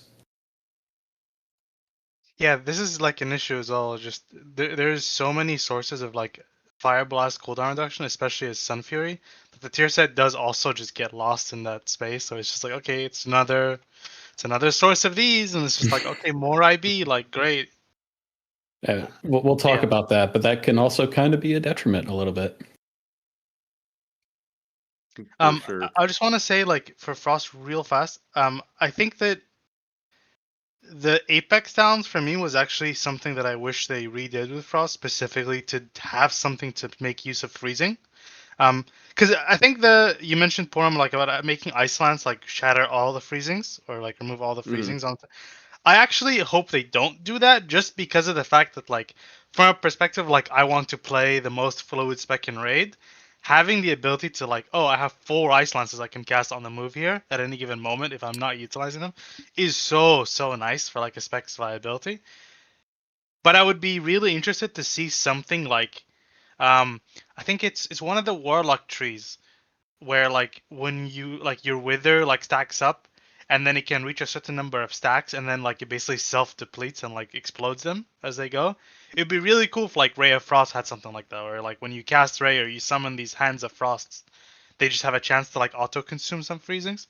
It might kill Icelands a little bit more, which, you know, if you're an Icelands enjoyer, that might be not great, but um yeah, no, the Apex sound for this one specifically felt very weird for me. I feel like that Frost? gives you more of the unpredictability that you were talking about earlier, where you're like, oh, my freezing just randomly changing on my control, and I think, you need a level of control of it that would kind of further make it just like I just imagine someone has a GIF, you're just sitting there watching your freezing and you're not doing anything. It's like changing, it's going up by 5, down by 6, right? And you're like, what is happening?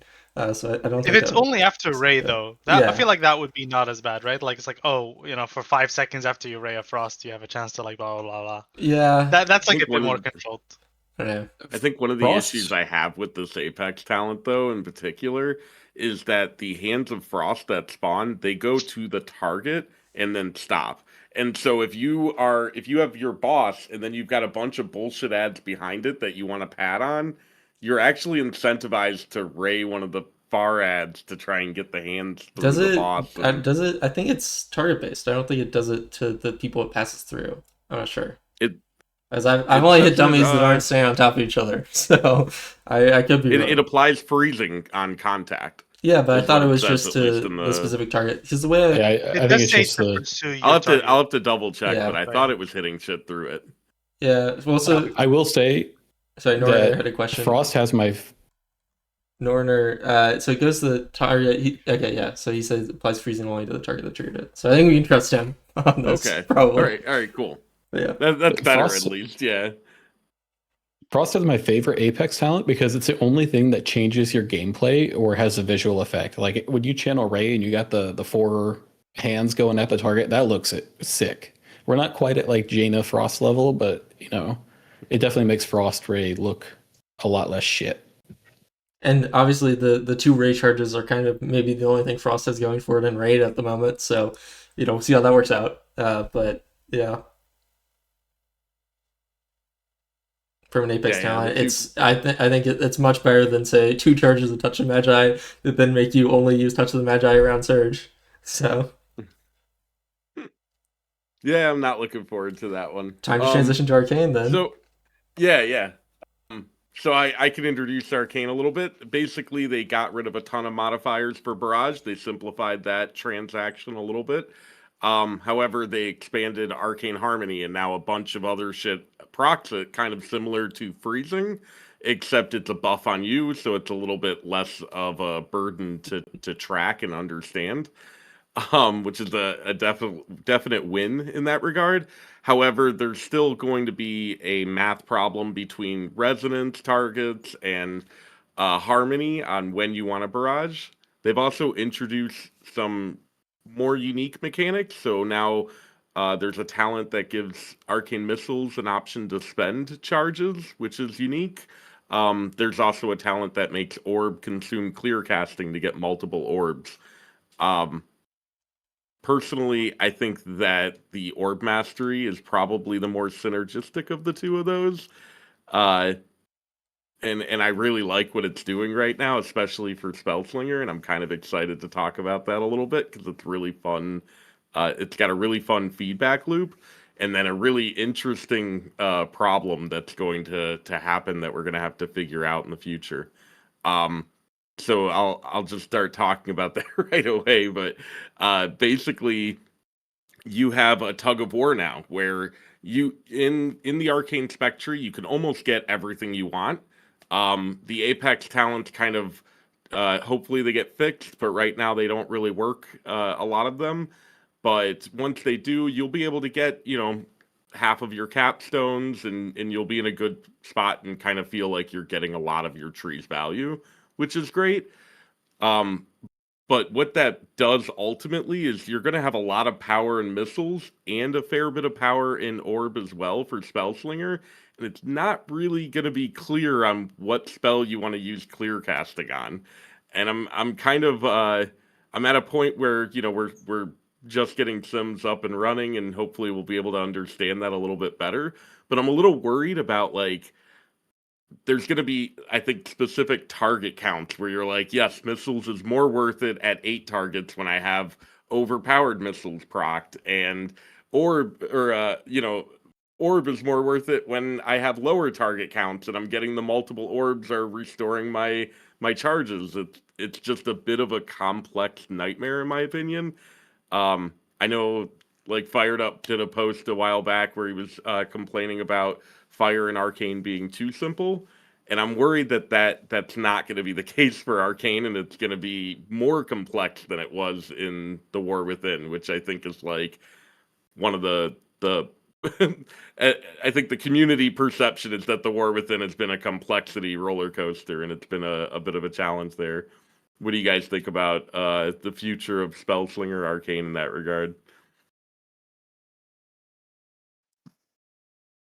I'll just prompt you, Forgy. Yeah. You've got a smile on your face. I Yeah. want to hear it. I don't know, like it's weird. Usually I love these kind of designs where there's just like this open experiment, try things out and like see what works, and you can kind of craft builds around different kind of spells. I usually really love those kind of like talent tree designs, right? Especially to tailor it to like whatever is good on a specific fight, if there's like niches available to them. But whenever I was playing this spec on beta and alpha, I really felt, and maybe this was my own fault, but I really felt like this lack of identity that drove a specific thing, like, oh, I really want to play around this because I spec this, or I really want to play around, like, oh, if I want to take this talent down here, like, I'd want to take that one over there. Like, there's semblances of that, especially like when you look at like like if I want to dump more charges, like maybe I'll spec into like high voltage, and like you have impetus giving you extra charges and all this stuff, and like maybe barrage or some orb barrage. But there just seems to be so much choice, and oftentimes, especially with like charge gen, you only really need like 1 or 2 of those at most because of how much charge. It just felt really odd to me, and like I said, maybe it's just my own fault for like not not having that click eureka moment where like something really like just felt smooth, but I just wish there was a bit more direction. I will say I actually have not played the Orb Mastery Spellslinger thing you described, so maybe that's like the answer to my prayers. It's a lot of fun. Honestly, I really Yeah. like Orb Mastery, and it's not super complicated in how it works or anything. It just fires off 3 quick orbs in quick succession. They just it's got a bit of that Spellfrost teachings, the old Spellfrost teachings vibe to it, where you're just like slinging out spells, and it actually kind of fits the theme of the hero spec. What do you think, Mana? Do you like the what do you think about the new Arcane Mage? I'm not super interested in the orb clear casting thing. I know a lot of people are. I'm more interested in like the missiles consuming charges, but I don't think that's really nearly as competitive. I do think that Spellslinger's looking like it has less satisfying complexity. Like right now you have to monitor a few buffs to see when you want a barrage in Manather Omega. But I think that feels good, and I think that the complexity that Spellslinger Arcane might have around when to barrage, what talents to take, is going to feel less fun in Midnight.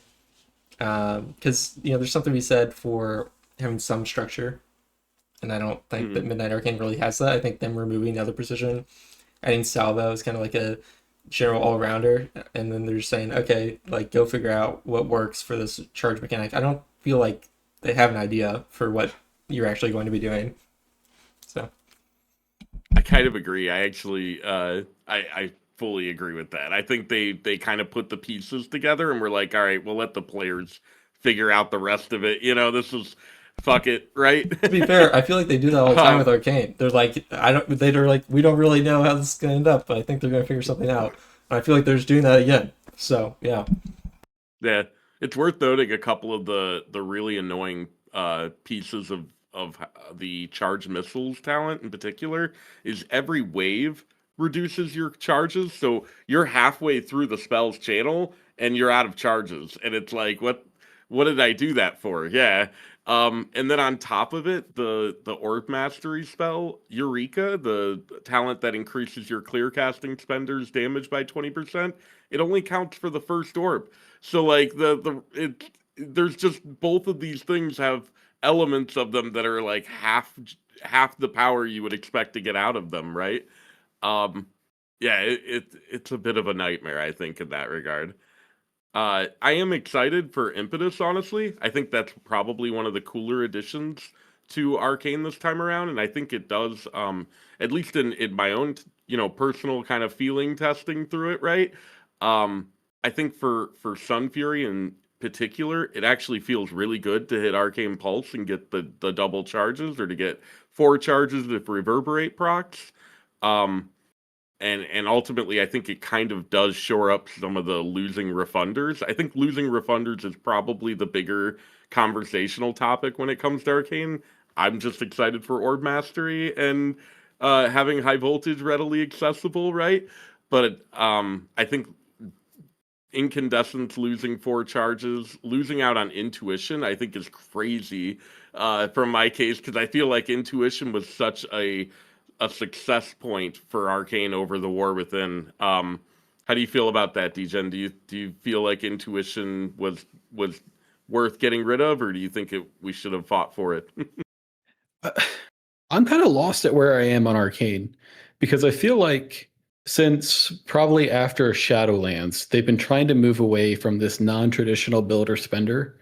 Because like Shadowlands, it was all about harmony, building up that one big barrage that just crit and destroyed everything. And then Dragonflight is when we first got, I think, Orb Barrage, like halfway through. And that's when we started trying to spend our charges more instead of just sitting at 4. And they're like, oh, people like this. So for this expansion, it was all about, spend and refund. And people like that. So let's keep chasing that rabbit hole. And now we're at this point where everything is either a spender or a generator, and you're just cycling back and forth between them. And I think it's somewhat cool, like being able to modify your missiles to like consume or whatever. And like there's a lot of flexibility at play there, but I think Arcane is just kind of losing its identity as that non-traditional builder spender and just becoming another, combo point rogue. So I'm not entirely sure how I feel about this. I do like, spitting out orbs and blasting barrage 16 times, but it's very much moving away from the Arcane that I enjoy. Yeah, I think there's also like a bit of a fragmentation and support for some of these talents too, like charge missiles in particular. There's like no synergy with the rest of the tree, right? In a general system or general sense, the ecosystem of salvo stacks is you spend missiles, you spend builders, and you get salvo stacks, and then eventually you get a big barrage at the end of the day, right? But with missiles spending your charges, you're not going to necessarily have enough charge economy to support that, and then also have a barrage right after it, right? So you're going to be like spending your charges through missiles and then having to rebuild up charges, then barrage, rebuild up charges, then missiles. And it's like, I don't know that there's enough time in the day for that many builder spender relationships to exist in the charge ecosystem. Like even with Impetus kind of overflowing charges, I feel like that's just never going to play out that way, and instead we're just not going to play charge missiles all expansion, I think, is the bottom line of that talent in particular. Who knows? So In one a of the year and a other half, oh, they'll fix the bugs, right? With it, yeah, I mean, not really bugs, but they'll fix how it works, and they'll introduce a tier set, 50% missiles damage, and then boom, there you have it. One tier, we'll play it, and then we'll never play it again. So yeah. Arcane kind of has the same problem that Frost has, which is they're pruning all the weak auras, but they're also giving you a lot of stuff to track and like compare constantly. So like your salvo charges versus your Arcane charges versus your harmony. Like Mana. that's the reason mana. Yeah, that's the reason that the Barrage Helper came to fruition in the first place, and probably helped lead to the downfall of weak auras, is because there was like all these competing like math equations that were constantly going on, and I don't think anything that they've done here solves those math equations, and if anything, it makes it worse. Yeah, I think there's definitely a lack of driver for the problem. I do think impetus could be it, which is kind of interesting to think about, but it's like it might give you enough charges that like it's more worthwhile to cast Arcane Blast or Pulse because you're getting charges than not, right? And so that might be a significant driver. I've been kind of theorizing that in my head on how that's going to play out, because there's got to be at some point one of those saturation points has to be like enough, right? To be like, okay, I'm casting Barrage off of this. And like it was really easy with Tempo because you had like a finite buff that you wanted to refresh at a certain point. It was really easy with Glorious Incandescence and Intuition because of the limitations around how those buffs were generated, right? You couldn't overlap GI with Burden, so you had to spend it between the point of gaining a Spellfire Sphere and your next sphere. Whereas Intuition had a duration limitation on it that kind of drove that interaction. And then eventually in this tier with Spellslinger, you had the 20 stacks of Harmony kind of driving things with the set bonus. And yeah, I am really worried that there's no like significant driver of that like what you want to do, right? And I think for Spellslinger it might be a little more clear with Orb. I think for Sun Fury I'm very worried about like what's going to actually drive the train. And there's also like an issue of flow within the talent trees. Like if you search Arcane Missile or whatever in the tree, it's like 8 different nodes and they're all in different corners. It's the same problem we had with the last rework. Like everything's just kind of everywhere. So there's no like path you can take that says, I want to be an Arcane Missile build. I want big fatty missiles. You kind of have to pop to all these corners. And like Impetus, that's your quote unquote driver that you're thinking of. That's all the way off on the right side of the tree in the corner, attached to like one other node. And I think Frost has this to some extent too, where there's no clear pathing or no intuitive pathing that a new player can just pop in and be like, click, click, click, I now press Arcane Missile. Yeah, I would almost agree, but I feel like the difference between Arcane and Frost in that regard is Arcane, you just have fewer talents in general in tier 1 and tier 2. Like as Arcane, you're basically getting everything in the tree for the most part. Like you can't build a single target build with Arcane right now without picking up some cleave abilities, because it's like you have more points than there are talents, right? Like up on if you look at my stream, like on screen right now, this is what you would grab if you grabbed all of the single target talents and nothing else. And it's like, even then, you know, I can grab extra orb charge, I can grab mana bomb, and then it's still like, yeah, I need a point in Aether Attunement or Resonance or something. You know what I mean? To be able to get to the next gate. In a way, Arcane kind of gets everything it wants out of the spec tree up through the tier 1 and tier 2. There are some things that are terrible, I think. Like, I think Pom and Slipstream sharing a node and it being an optional node because you can actually just like take Pulse and go around it. I think that's a little terrifying, especially because Pulse is tuned reasonably well, I think, right now, and probably will find footing for that reason. But fortunately, we have talents that are pretty much DOA, like Mana Bomb, so we can always drop stuff like that and pick up mobility as needed. So another point to talk about in the Arcane tree, I think, is the Apex talents. I think these are probably some of the worst Apex talents in the game as far as what they do for the spec, in my opinion.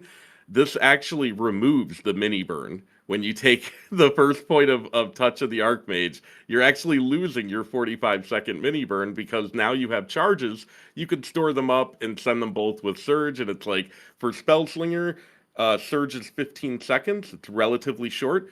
but there's still 3 seconds after it, and it's like, are you gonna hold Magi for 45 seconds and do a mini burn without 3 seconds of surge and without the roll off of splinters hitting and all the shit that happens from surge, right? As well as potion and lust, you know what I mean? And then for Sun Fury, it's even more straightforward because you have a longer surge window potentially, right, with the Sun Fury talent. And then you have Soul after it, and it's like there's no world where you're not just using touch back to back in that timeline.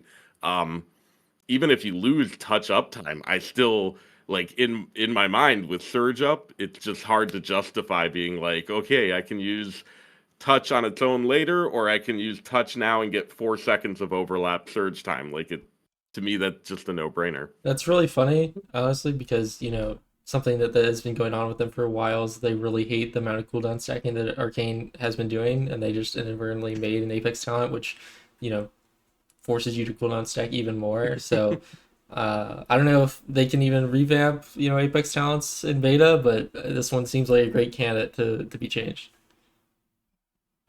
I feel like this was their direct solution to we see people pressing touch in the soul. How can we make this intuitive? Like it's almost a direct answer to Soulburn. Yeah, I just I think the big thing here is like losing shifting power also. I think they tried to get ahead of that, right? They tried to think of ways that they could make the mini burn more flexible the way shifting power did. They just didn't think of the of the implications fully, and so we're probably going to end up in a situation that they don't even want us in, really. So Manather just touched on it briefly. What are your thoughts on the removal of Evo and Siphon Storm as like a cooldown window? I mean, I'm happy to see Evo go away as a DPS cooldown. I think the nuclear window always felt like we had a lot of casts that didn't actually do anything. I always thought like the nuclear launch sequence window felt good, but I always wanted things to have a bit more impact. Like to me, Shadowlands was a really good nuclear launch window. You had the Radiant Spark, Touch of the Magi, Arcane Power, right? Runa Power was part of the system then. And each of those had like an impact on their own that pretty much only did damage, right? It didn't have an extra impact. Whereas Evo, it's always felt like there was this utility element that we were leaving behind, but also it also just added like a couple of seconds of extra time. One of the things I worried about in Demencia's was before we actually saw the fight and when the data mining happened, there was this concern that it was like, okay, there's a cutscene and then phase 3 starts and the vulnerability starts immediately after that time. And it's like, am I going to Evo before the cutscene and try and like time it out right? You know what I mean? I was really, I was concerned about how that would play out. Fortunately, there's like, you drop in and you have some time to cast spells. So it ended Maybe up they not made being that just a for concern. Arcane, who knows? Yeah. Mage is our main character, so that would play on brand for sure. I think Arcane is going to feel the loss of shifting power the most because especially this past expansion where Arcane's really been the star, like that 118 window had just been perfect for literally everything. And minute 30 still works pretty good, but it's not nearly as flexible. And for something like Arcane, where all your damage does happen in that burn window, like losing that flexibility is gonna be interesting, especially when you're now competing against a minute fire mage and quote unquote minute frost mage. I think Mana Forge highlighted that especially well this season too, right? Where it was like Demencius was insane with those timings because of the platform 1-2 after kind of the nerfs and damage buff ramped up, right? Sorry, Forgy, you had something? Yeah, I was gonna ask on the topic of Apex sounds since we were just talking about them. Is there like, do you have any fear that like we might just not take Apex talents as Arcane? This is something that like when they first mentioned the ability to like that we're sharing Apex talents with the regular tree. The first spec that came to my mind of like this could be a problem was Arcane before I saw anything. just because of the fact that Arcane typically has these like feedback loops that are created through like the final talents of any tree or something like that. Even like on live right now, right? Sometimes if you get some a few extra points here and there at the bottom, it's like, oh wow, we can unlock this extra new thing, and just gain like a lot more value. I don't know, like you kind of touched on it, just seems very unimpactful. Maybe the damage is just numerically enough, but I do worry. But I don't know if that worry is well founded. Do you have any insights on that? I think it's very well founded, especially right now. Currently, so I'm gonna just refer to them. Apex 1, 2, 3, 4. Right, those are your 4 points. Apex 1, the charge is the only thing that works in it currently. The 5% damage doesn't. Apex 2 and 3 don't work at all. They're just not hooked up correctly. The spell data, they have the 15% in there, but it doesn't refer to the charges, so it's just buffing 15% of nothing. And the Apex 4 is doing 4 times as much damage as it should, so it's doing 200% damage to your main target and 100% to every other target. So it might be overtuned to the point where it's like, is that worth 4 points? Probably not.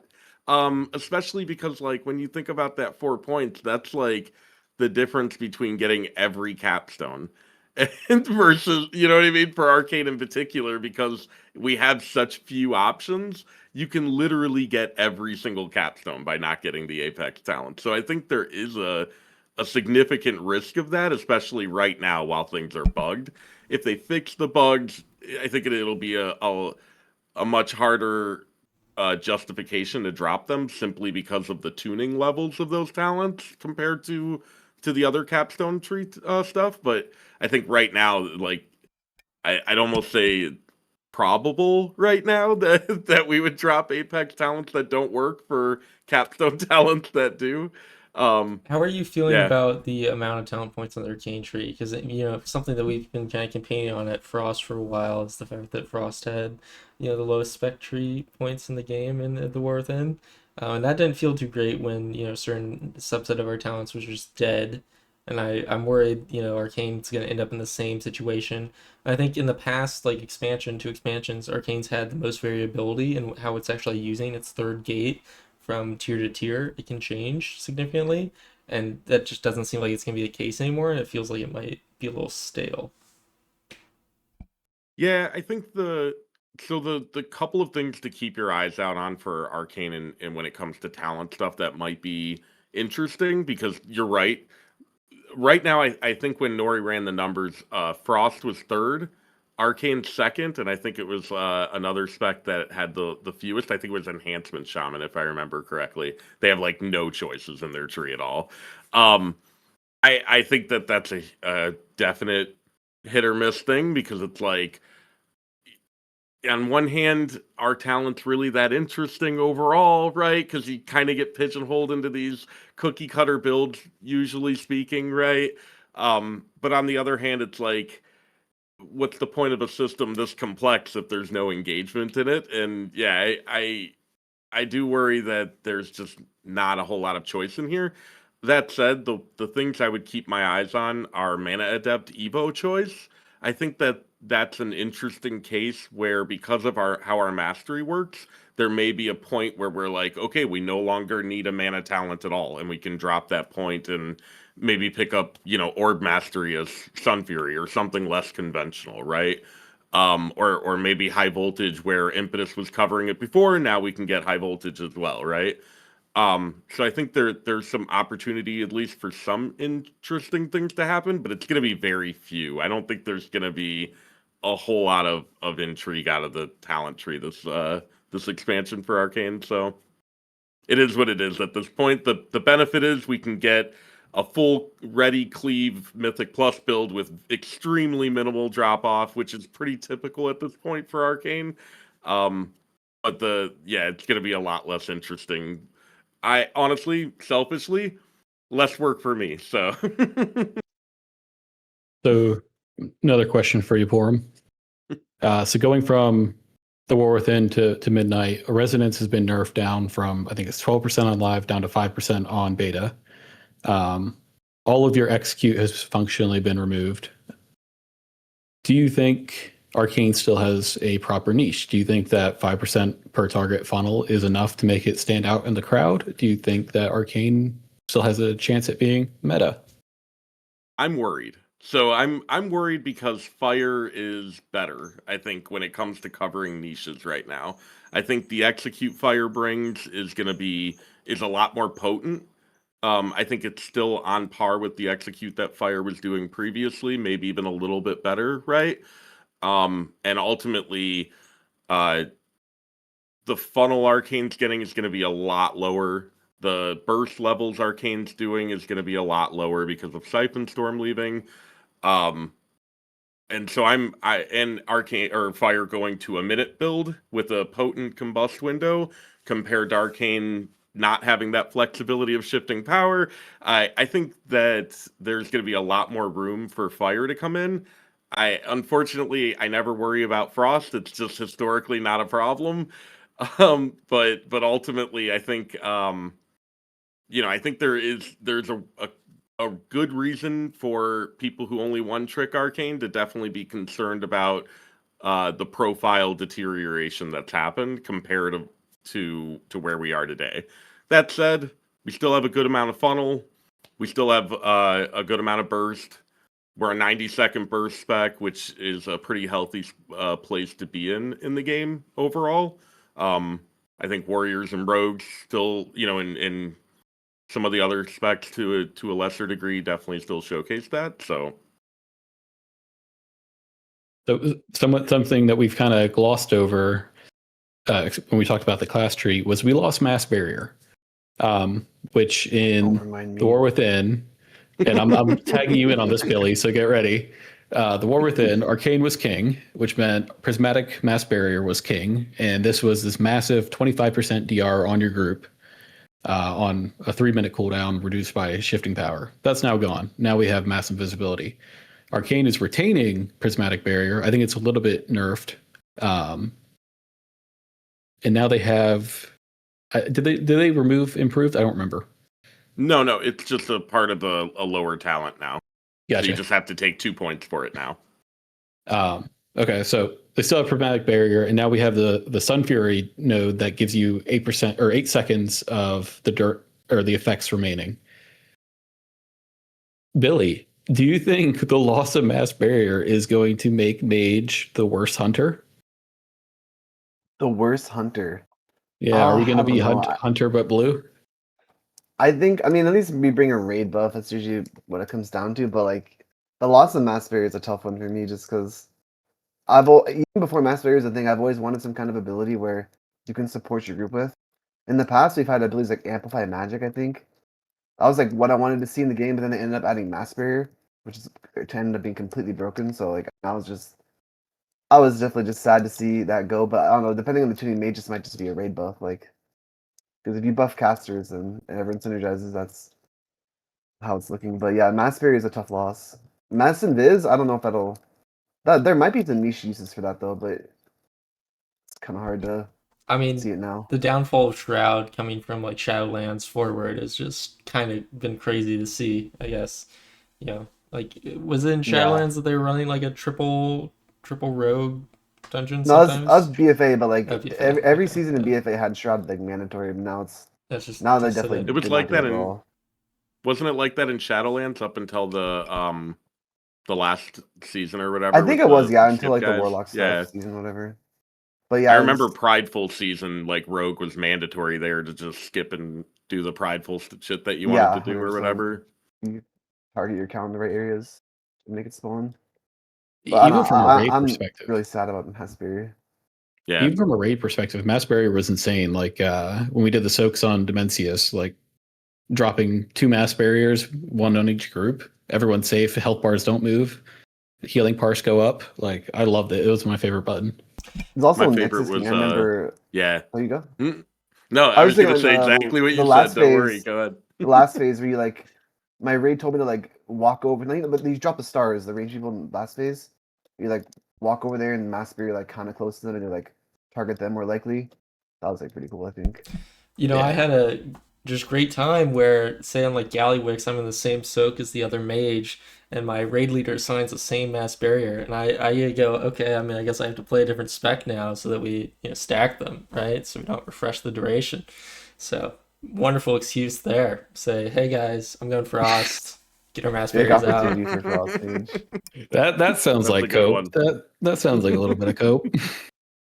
Definitely not so you can CMS the orbs or the ads rather.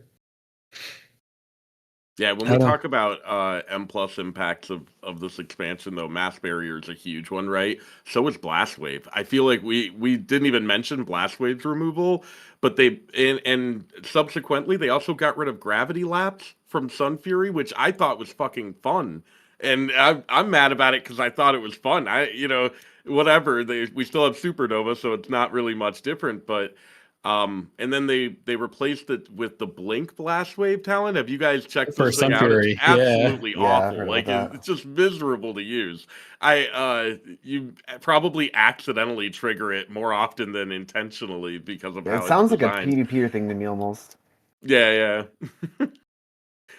But yeah, I I don't know. just had to go off on a tangent about Blast Wave. I miss it already. Blast Wave was one of my favorite additions from the class tree during Dragonflight. We lost Blast Wave. Go ahead, for you. I was saying, we also lost like the Giga nerf time manipulation. Like on live right now, it's where whenever you use like your clear casting or your fire blast, I think Ice Lance for Frost, you reduce the cooldown of your CC spells. And when you spec this thing, like you really can tell your mage spec'd it. You blast save and your supernova comes off cooldown real fast, and now it's just 5 seconds flat reduction, which is like pales in Nothing. comparison. Yeah, it's so much worse.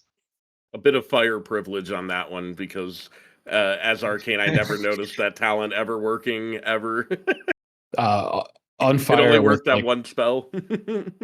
with like the current fire, you could legitimately get like 3 sets of CDs in a good pack. Like Blast Wave DB. It was kind of nuts. Yeah, it's The absurd worst, as fire, especially with Sun Fury. the worst part is we lost Blast Wave and improved Blast Wave. So now when your friends get MC'd, you can't knock them all across the map.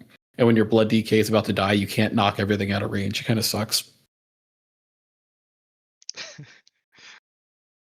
Yeah, I think a lot of these class talents we're gonna miss the impact of Mass Barrier, Blast Wave, Mirror Image, Greater Invis doing their thing for sure. I think it did open up the floor a little bit for mirror images skips. We haven't done them much. Recent memory, I think Mechagon had one where you would pull the drill off the side, drop your yeah. images, and then run around. So maybe we'll see some more of that because what else are you going to use them for? But I don't know. I miss it. I loved MI. It's just I purely for do- aggro now, I guess, right? Yeah, which I think do kind he's- of like though, from like a Pug M plus perspective.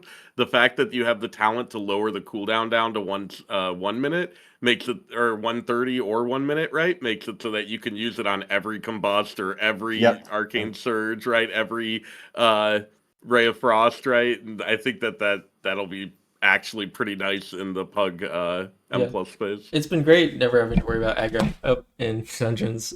So I'm Yeah. glad that we'll be able to keep doing that instead of them just flat out removing Mirror's Image. This is definitely better, even though I know some people think that it's like kind of useless now. I disagree. I'm still a big fan of it. So I Kind will of say useless for like raiders, maybe. But I don't know, maybe not. Mass Invis might be like in the past, Mass Invis was just never an option because it shared with Mass Barrier. But now the fact that it's an actual standalone talent, I honestly feel like this talent might be a bit underrated. I know like we talked about like Shroud and how it wasn't like, it's not been as like gameplay changing or route defining as it was in the past, but I think part of that was also because like Rogues in Rogue their being meta. like meta is just wasn't like that amazing, right? So you just didn't see Shroud gameplay as much. But Mass Invis being there and Mage is typically like in the meta, it's like I don't know. I have a bit of hope for this talent. I'm excited for it. It's not bad. Only thing I don't like is it's 12 seconds long or something, which is like I don't like Yeah. that that is it's a 12 weird seconds, duration. and I don't like that it doesn't give you a move speed increase. So like you can mass invis your team and they're mounted up just like Shroud, right? But in Shroud, rogues get extra move speed when they're invis, so they can keep up. Whereas if you do mass invis with a mage, your team's way the fuck at the front of the giant circle waiting for you to catch up the whole time. There's You no just blink downside. GI. There's no downside to giving it moon speed because it's purely out of combat because you just can't even use it in combat for any interaction. So yeah, it would be nice for that to happen. But The bigger issue with it is that it is horribly bugged and it will randomly not invis people, or it'll invis 3 of you but not 2 of you. There's some spaghetti going on in there, which is one of the reasons I haven't played it much. What if that's It might. I haven't because I know tested barrier it would, a lot, right? I don't know. but it is very buggy. So I think a lot of those are going to come to light if it comes into play, which it probably will because it's very free for us to pick up because our class tree is so easy to move around. One of the nice things about Mirror Image, though, losing the defensive, is you can use it a bit more aggressively to, like, absorb spells and shit like that from those mobs that randomly target an enemy and occasionally end up targeting a Mirror Image. Yeah. The shoots, yeah. Before we move on from Arcane, I want to go back and just talk about 2 more points that I think are interesting. I don't know how much conversation we'll have about them, but I think they're cool. One is Orb Barrage no longer works off charges now, and it works off salvo stacks instead. So, like, you can, in theory, right, you can run charged missiles, spend all your charges and missiles, and then throw out a barrage with max salvo stacks, and you might get an orb proc to refund your charges. So there might be some interesting things that go on because of that. And then the last one is the one that I'm most scared of. So now Soul is no longer triggered from the bird dying. It's triggered from Arcane Surge expiring. So you can actually click off Arcane Surge, unlike Combustion, right? Where they removed the ability to do that for Combust. You can still click off Surge. So you can, like, trigger your Soul on a specific GCD when you want to. So I'm a little worried about the micromanagement that might end up coming out of that, if it's, like, worth it to cancel Surge a half a second before if you're already at max salvo stacks, or something really, really minor, but might have an impact there that's worth pursuing. Oh, there's some. What do you guys think about that? There's some cancel shit for Fire too going on right now. We'll talk about in a bit. Excellent. So now all 3 specs will have cancel shit going on. That's amazing. And we won't be able to track any of it. Oh, and one more thing, since we were talking about Sun Fury too. So right, they removed a bunch of our weak ore abilities. They're trying to simplify things to justify that part of that change. The bad luck protection from Intuition was really complex, right? A bunch of different spells contributed to the bad luck counter. For those of you who don't know, the bad luck protection system was essentially a bunch of spells you cast had a chance to proc Intuition, but then after 13 of them or something, I think it was 11 for Intuition, I forget, but after a certain number of them, it would auto proc on the last one, right? And so, like, clear casting for right now is there's a ramping chance to proc over 12 casts, and then on the 13th cast, you always get clear casting for certain abilities. There's no way to track this, and it also works. It's not just that way for clear casting, it's also that way for Spellfire Spears now. So where that used to be a set 6 cast for Arcane, and I think it was 4 hot streaks for Fire, if I remember right. Was it 4 or 6? I think it's just number of pyros still, like, or a number of Well, I hot think it was streaks. hot Like, streaks, right? Yeah, hot streaks, right. But still 6, I believe. Yeah. But now it's a random chance, and it's bad luck protection dictated, and you can't really track the bad luck protection as far as I know currently. Maybe we'll get that functionality through some kind of add-on, but it's like there's this information about your character that would tell you how to behave and how to act in certain situations, and you just don't have that information anymore, and it's a little frustrating. It's pretty easy. You just make a script that when you press your caps lock, it increments a counter. Yeah. There's gonna be I've got a good discussion planned for user interface complaints and discussion of where the meta's gonna shift in that regard later. So if we want to shift to Fire, sound good, guys? we're all Yeah. wrapped up with Arcane? Cool. So, Forgy, Degen, why don't one of you flip a coin and tell us a little bit about the fire changes? Kind of an overview. I'll give You can the high level, and then Forgy, you can toss in your stuff. Sure. So, fire is no longer combustion uptime. It is no longer cooldown chasing. It is a 2-minute reduced by kindling down to or up to 1 minute. So 1 minute mage. Scorch and Phoenix Flames are gone. Your only generator that remains is Fire Blast. Ignite has been pretty heavily nerfed, and it now requires a pretty heavy investment to pick up points, buffing it and making it viable. All the living bomb nonsense is gone. So now we have 2 ways to do AoE damage. We have Flame Strike and Ignite, and Meteor. And that's about it. At a high level, we got Minute Mage, big buffs, and a lot of fireballs. What do you think, Forgy? Yeah, I mean, I think like one of the biggest things that I noticed while playing, which kind of like fulfilled the vision that they mentioned, and I'm glad, like I love this vision, about basically shifting our power more to the core kit and just making Pyro feel good again. I think this is something that has slowly gotten worse and worse over the years compared to how it was in like MOP. Like I have visions, like memories of like, fighting Lei Shen and just like getting this streak of like 4 or 5 pyroblasts, and I'm like, wow, this feels crazy. I know I'm about to pop off, And now it's like you pull up a log of like any fight for fire, and you just look at the GCDs, and it's like 16 pyros in a row, and it's like, great, I'm 14th on the meter, you know. Um, and it's just like, so I'm kind of glad that we're shifting back to that. So even though we're a pretty heavy burst spec, I think Pyroblast feeling good again is great. Um, they've reintroduced more power into some of our other spells, like Meteor again, I believe does quite a respectable amount of damage for a button press. Like you definitely won't feel as bad pressing Meteor now on beta as you do on like live, where like on live, like I just don't want to press this thing at all. So even a Stun Fury, maybe there's a choice to play Meteor. And then lastly, the change that I'm most melancholic about is like SKB is gone, unfortunately, my beloved. But also Pyroclasm back, my beloved. Yes, sir. Wait, can I interject So one thing?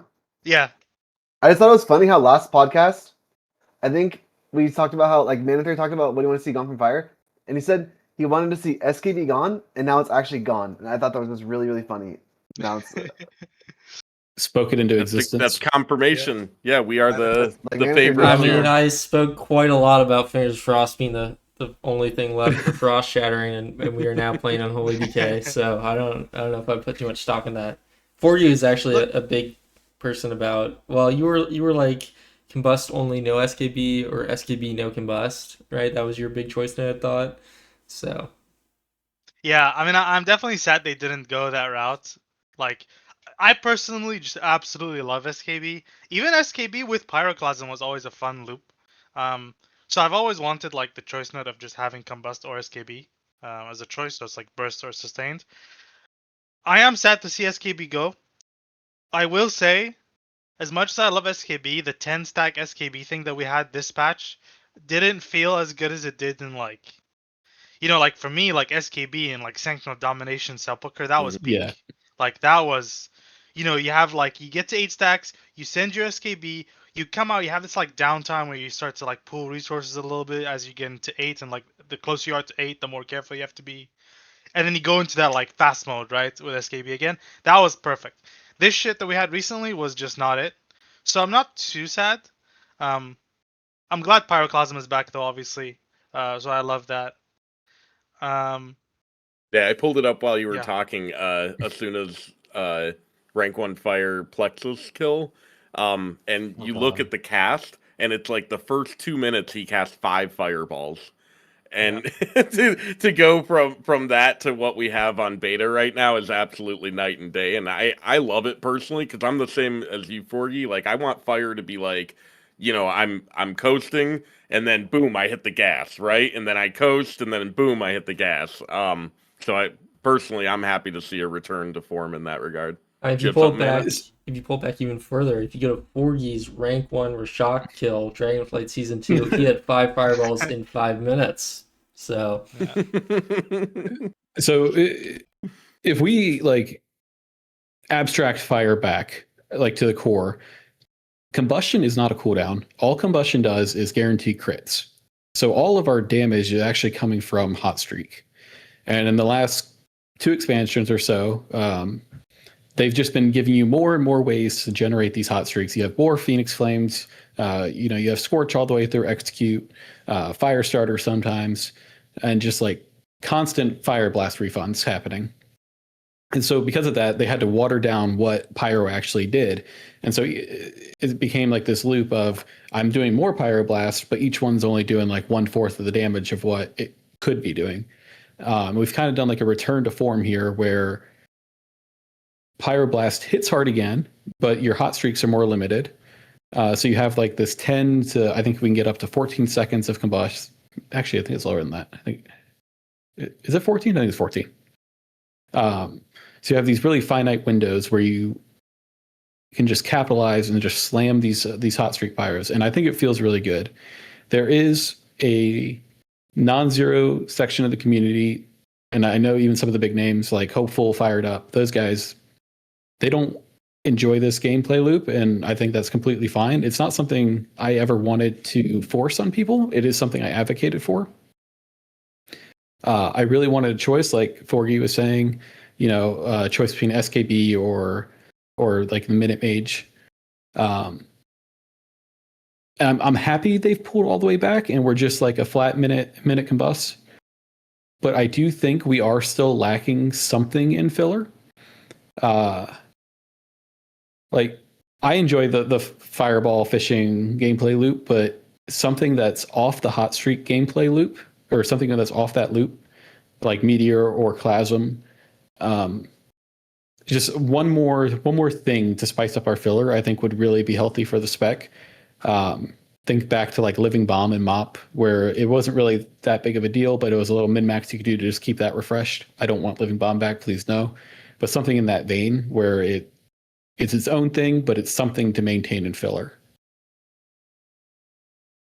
Yeah, I think Meteor probably should be a 30-second cooldown. Throwing that one out there. It's kind of criminal to have like a 1-minute combust, and you can only do one Meteor, with combust. You have to hold it for the 15 or whatever if you want to pair it, right? So you have Meteor, and then you have Blast Zone. So Meteor is a 45-second base cooldown. If you invest one more point right below it into Blast Zone, it reduces it by 15 seconds, and it also increases the damage to the primary target by 50%. I really like that gameplay loop. It even works on Sun Fury. If you look in the Sun Fury tree, there's now a talent that when you press Meteor, it gives you a Pyroclasm proc. So you can do this really fun thing as a Sun Fury mage, where every 30 seconds you press Meteor on cooldown, and every other Meteor you'll be combusting directly after. So you'll go Meteor, Fireball, Combust, and then dump a few IB charges, and then you have that Clasm sitting there. See, I think the Deep Impact Blast Zone node should be swapped. I think Deep Impact to me feels like it's something that would be difficult to actually ensure goes on the target that you want to deal that damage to. You know what I mean? Yeah, I could definitely see that.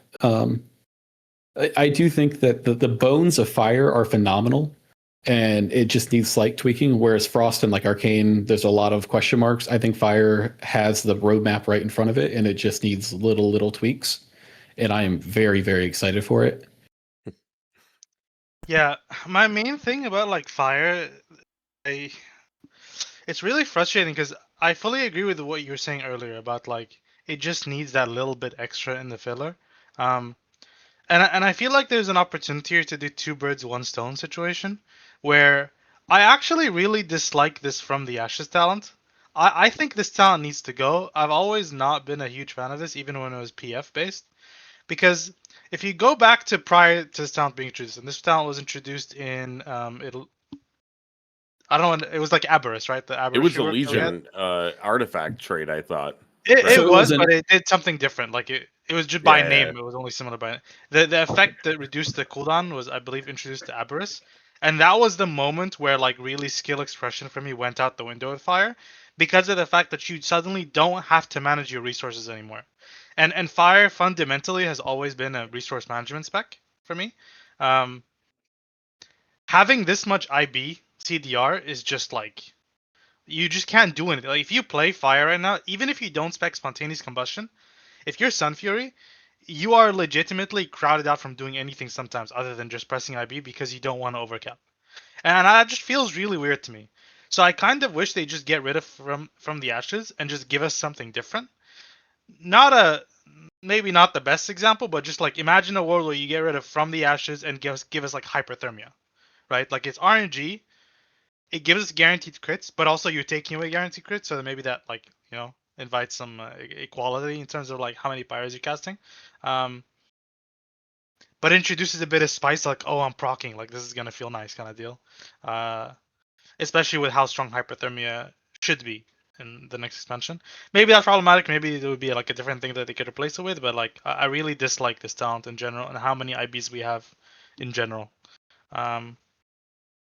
Yeah, I don't know if Degen or Billy have thoughts on that. So we alluded to it earlier. Our tier set is functionally from the ashes. Like they're a 1-to-1 copy.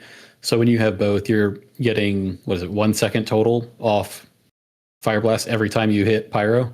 So and it does feel like you have a lot of them early game. So those people that are dummy testing with 20% haste, it doesn't feel that bad.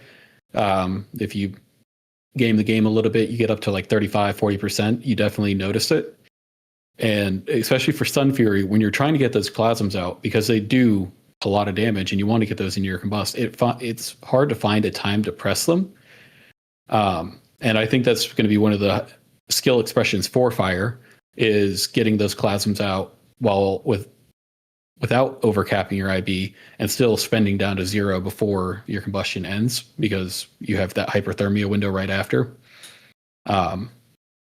It's so freaking hard to do on beta right now. Like if you get lucky and get a plasm proc or two, you're just like you don't have enough time to really get rid of the fire blast charges before they add up. You know what I mean? And so they removed Scorch and Phoenix Flames, which a lot of people are upset about, and I get it. 3-button spec, LOL. My dog is chewing on cords. 1 second. I just saw your camera flicker. So that was my light. She's chewing on the light. Nice, nice. Fuck, what was I saying? About Getting Scorch and pyroclasms out. Yeah. Rebooting. 1 moment.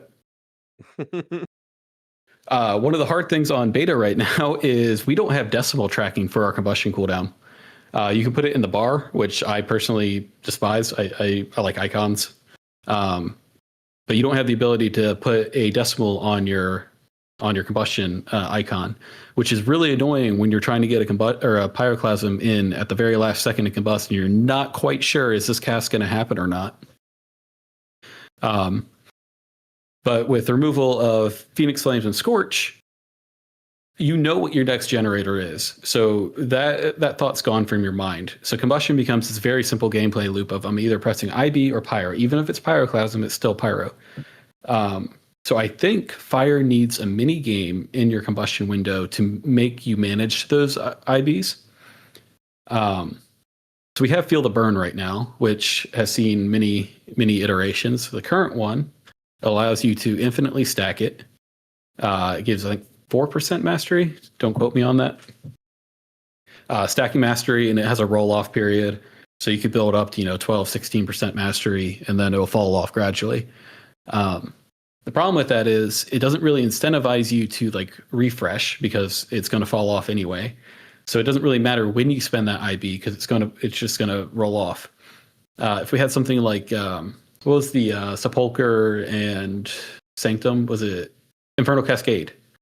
Mm-hmm.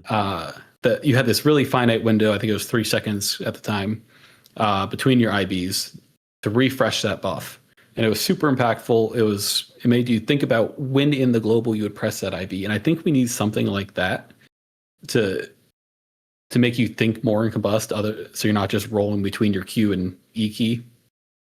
But I'm not really a fan of what they kind of did to fire, where they dramatically slow down the filler, but then the combust rotation remains almost exactly the same.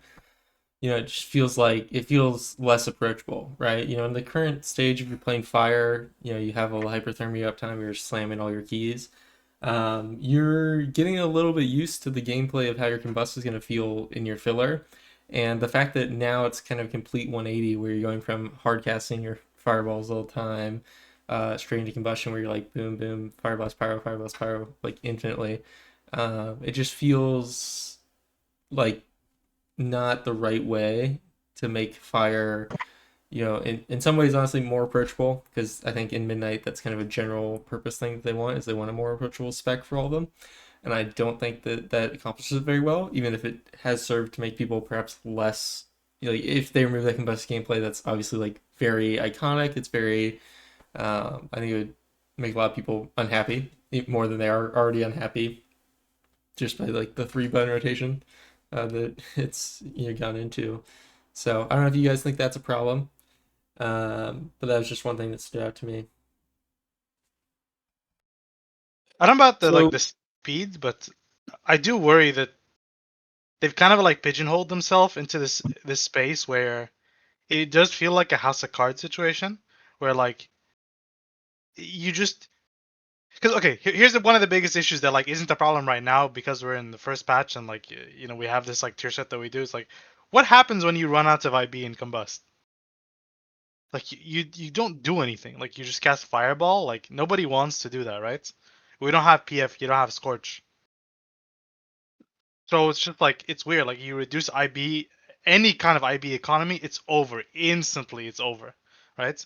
The tier set right now is like propping us up, but like this is a band-aid. Like what's the game plan here in the long term? Is it we just like first patch we need a band-aid, then every other patch we rely on haste and RNG to have like smooth combusts? And like, how do you even slow down combust, right? Like, what are you gonna introduce? You don't have spells. Yeah, it's more of a function of like them slowing down the filler that leads to like the discrepancy between the two that I don't think is really that healthy.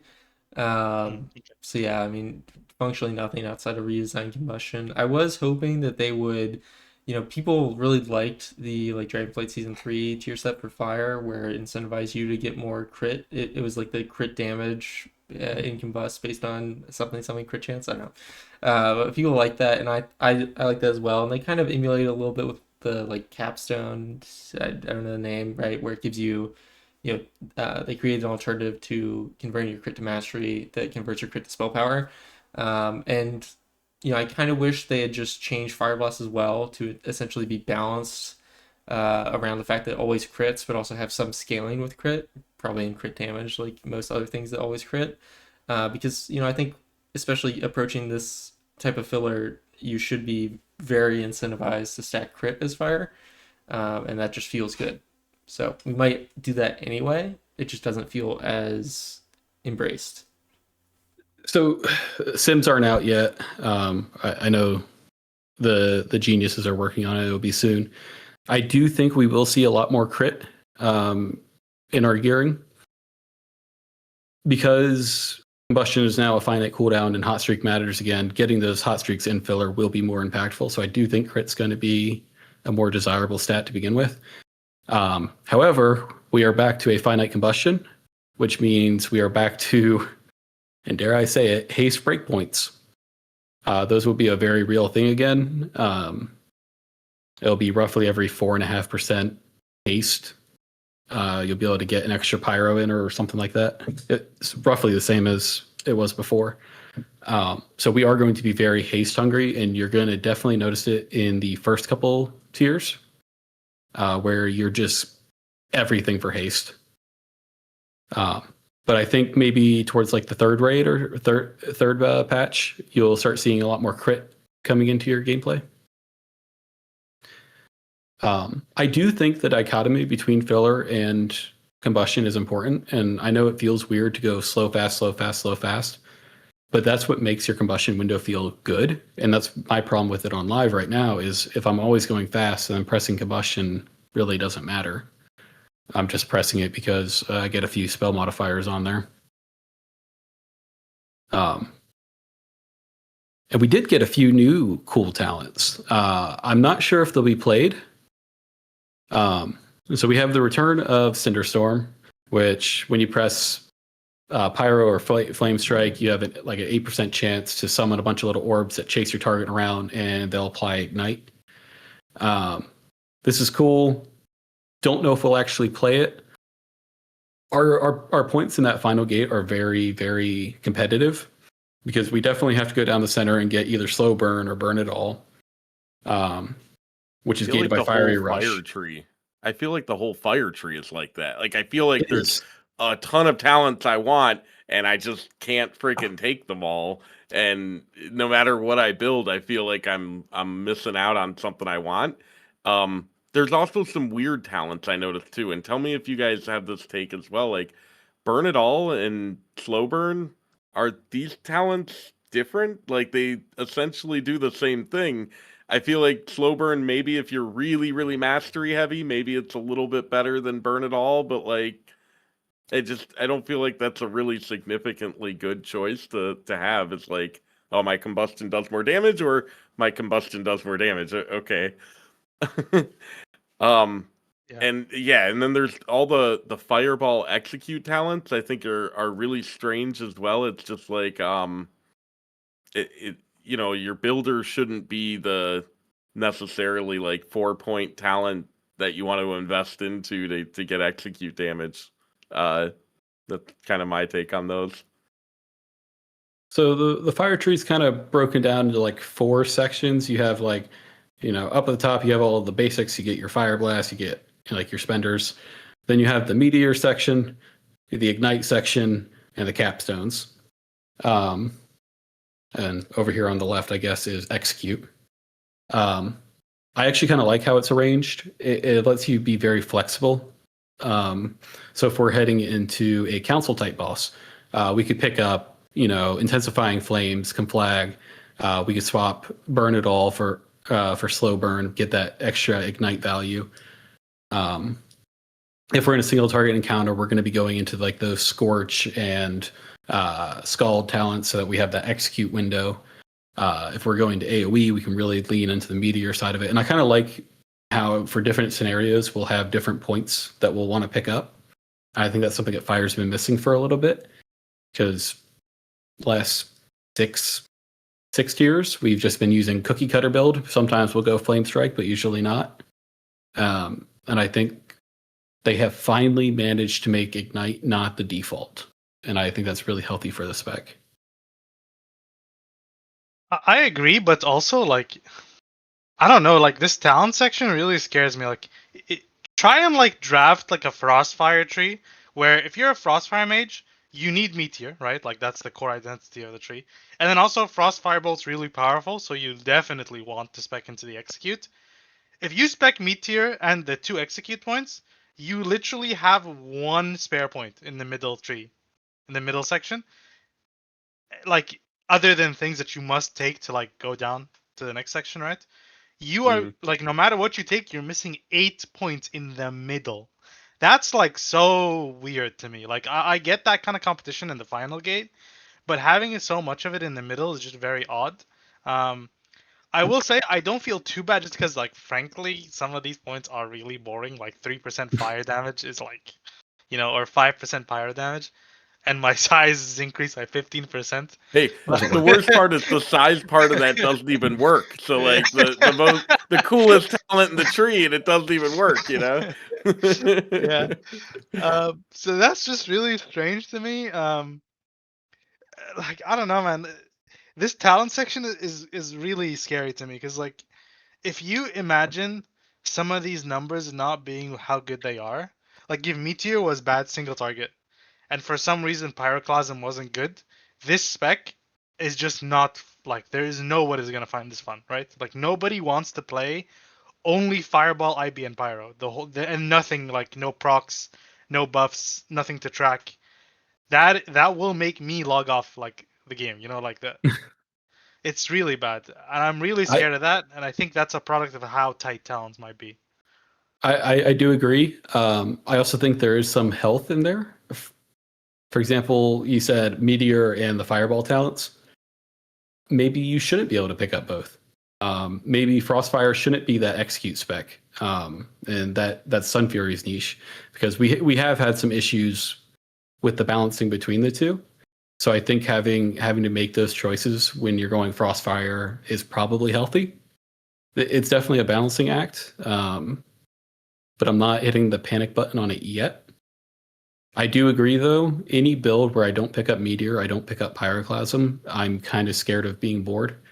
And I could definitely see a world for Frostfire in particular where Clasm isn't the choice. Because, like you said, Frostfire Bolt already hits really hard, so I don't feel that bad when I need to press it in Combustion. And I have all these incentives to press my Frostfire Bolt and get my FFEs and all that. So any of those globals that aren't building towards that, like, it's hard to fit Clasm into a Frostfire build, I think. There is a really cool talent that I have asked for a long time. Well, a version of it. It's called Burnout down in the corner. So when your combustion expires, it immediately explodes all your ignite for 50% of the bank. I think that's a really cool talent. Unfortunately, they fixed our bug abuse where we were cancel ordering combustion for it, but I think there's some really cool opportunities like Razagath or something where there's a damage amp, and right at that last second, your combustion expires and your ignite gets that amp value. I think it's really cool. I don't think it's going to see a lot of play, but I'm excited to have it in the tree. Yeah, I worry about burnout. I like the idea and the premise. I just worry about, the capstone tier is super competitive for fire, and it's like, what can you drop to justify, the wildfire points, the point in Master and Flame, which are less argumentative, but to do that for burnout just feels like, I don't know, you have to have a really specific kind of encounter to that you're aiming to deal with that, right?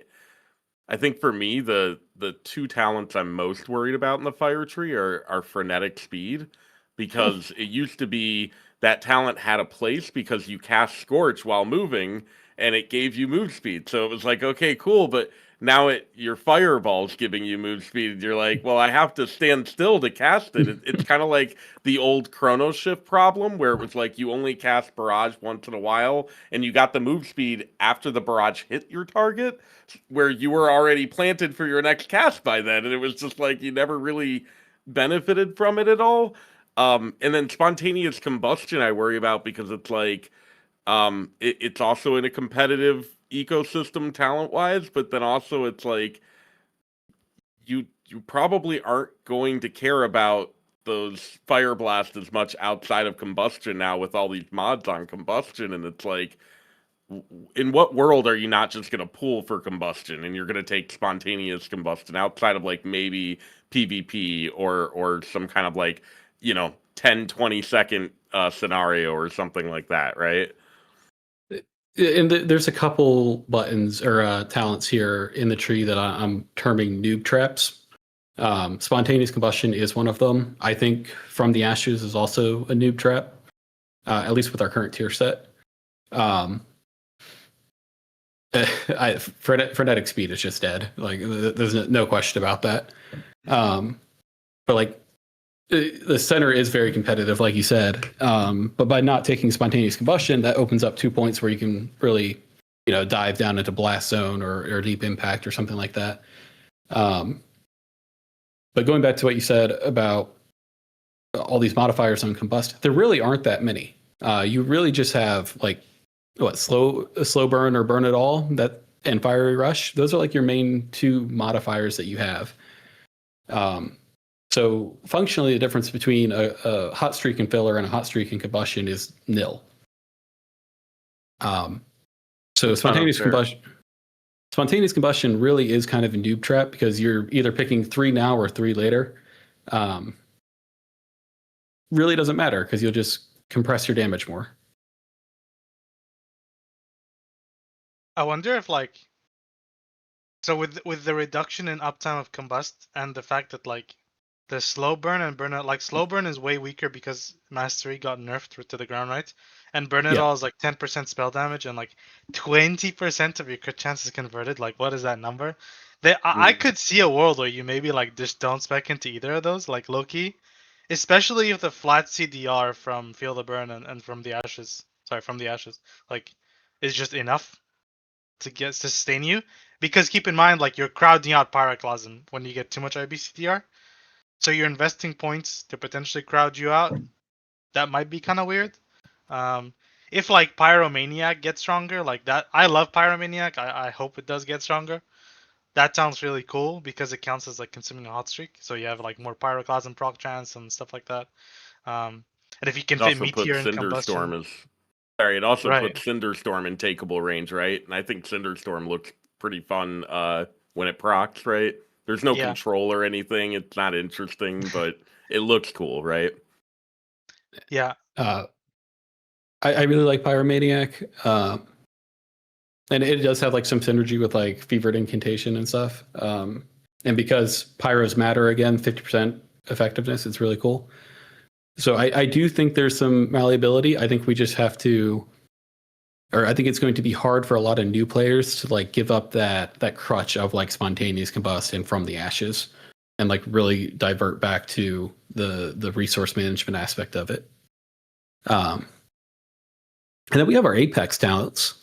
So I'm fired up. He finally got his shout out. Congrats, dude. So we have an RNG Apex talent. We have a 20% chance of gaining a buff that gives, I think, 4% damage or 3% damage. It also throws in more CDR on our Fire Blast and all this cool stuff.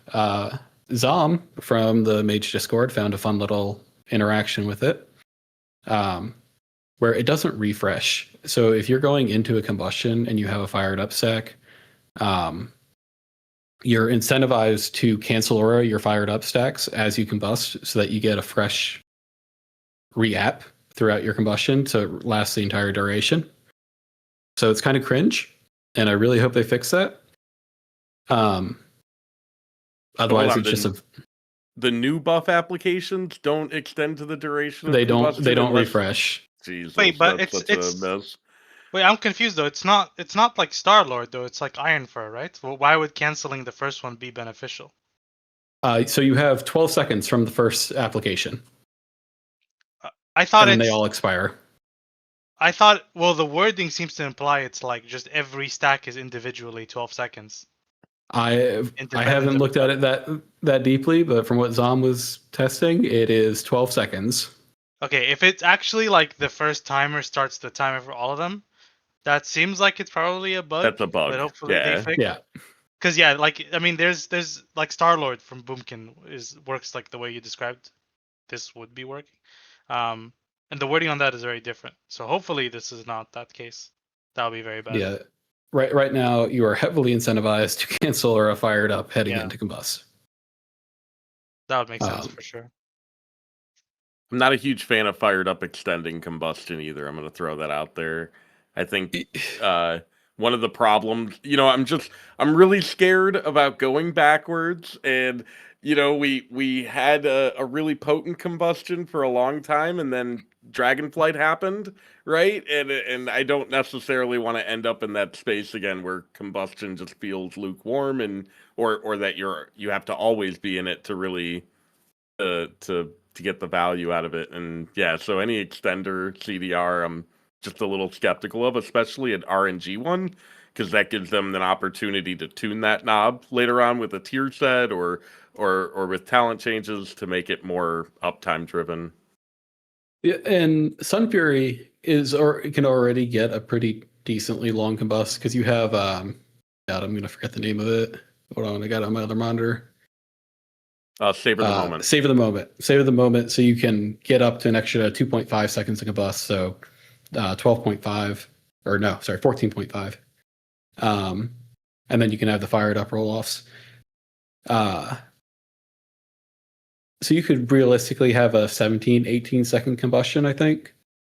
Add in the fact that you have hyperthermia, which, as we just talked about, is basically combustion because hot streak is combustion. So you have an extra 6 seconds on top of that. Sun Fury is realistically looking at like a 22 to 24 second combustion window, quote unquote. So we're already pretty high uptime on our quote unquote cooldown. Yeah, on a minute CD. Yeah. So that's what ballpark math of like 35, 40% uptime. It's not Crossfire. It's not too bad. Like, I don't know, 30%. Looking back at like Sepulchre, or not Sepulchre, Castle Nathria, you were looking at 30 to 35%. So we're still in that like ballpark range. That was back when Kindling was hasted CDR. So we're still in that like healthy range of being a burst spec, but we have to remember that we don't have those external modifiers like Inferno Cascade. We don't have Rune of Power. We don't have Disciplinary Command. So anything that detracts from combustion or extends it further will end up watering it down. Speaking of which, bring back Rune of Power. No, please no. Yes. I'm curious what you think about the kind of feast or famine with Pyroclasm, right? You know, I didn't give fire the time of day until today, so I ran through it a bunch this morning and afternoon, and you know, it's really apparent, like from one combustion to the next. It's like sometimes you have 2 or 3 Pyroclasm procs, and sometimes you have none, and it seems to be a pretty significant swing in damage based on that, for Sun Fury in specific. Do you guys worry about that with Pyroclasm? And also, how does Pyroclasm exactly proc? Is it just RPPM, or because I didn't really have a chance to look into that. I was hoping maybe one of you just knew. It's just a 15% chance on any spender. So any Pyroblast or Flame Strike you spend has a 50% chance to roll it. So it is feast or famine. I'm currently on the Frostfire train. I really like the gameplay loop there where you get the FFEs. It's kind of filling that niche I was talking about in filler where you need that something more. And you definitely notice it as Frostfire, where you either get it or you don't. The build I've been playing for Sun Fury, it's been a lot more deterministic for me because I've been playing that meteor-focused Pyroclasm proc. So every single combust, I know I'm getting at least one Pyroclasm, and that's enough to fill in any gaps I have between IBs. I don't know if Forgy's had a different experience in his testing. I do like the Pyroclasm meteor thing, and I agree with that. The feast or famine thing is like really problematic though, especially with that talent, because of the fact that you get more Pyroclasm and the shorter combustion, and you get more IBs, which you're forced to spend. So it's like you have more IBs, more Pyroclasm, and less time to spend it on. Like, it just feels really bad in that sense. When it lines up just right, it's like really satisfying. But yeah. Just quick note, by the way, like, I don't know why FFE is not a guaranteed crit. I hate that so much. I despise, I hate it like, too. that ruins my entire vibe of Frostfire. Every time I tried Frostfire, I was like, this is cool. I'm really enjoying like actually having this like stronger combustion, stronger filler, but like, less consistent IBs and stuff. Like, it feels smoother. And then I get one FFE proc, I fire it, and it feels like the worst thing I've ever done in my life. Like, I really dislike it. And I worry about like the whole travel time stuff with Hotstreak and how it works. A lot of that has been mitigated with us losing Phoenix Flames. We'll still have those weird bosses like Taros or whatever, where the boss is just 60 feet high and our Pyroblast takes forever to register. But a lot of that has been mitigated with the loss of Phoenix Flames. My Definitely still a concern is melee like, mage. yeah, like imagine like you fire a Frost Firebolt empowered like Frost Firebolt, whatever, and then like if the boss is far away, you start your next cast and you have to actually react to whether it crit or not. And usually like you don't even get that option because of the fact that like you're casting, so you're gonna start your next cast instantly, and like you probably won't even have time to press an IB. But because it's instant, you have to wait for the global before you start casting. So then you do have to react. And on long range bosses, it's like, the distance is far enough that you actually can feasibly like IB off it. On normal range bosses, it's maybe not too bad, but making the range issue worse for fire is like definitely not what I want. Like Definitely a choice they made. yeah. I don't know. It's just weird. Like I get why they want to do it because like they want to prune the guaranteed crits to make pyro like more impactful. But like this is one of those where like this really should have just stayed. Like it just, I don't care what you have to take away, just make that happen. Remove some one of the- CDR from Fire Blast, please, and make Yeah, FFE crit, right?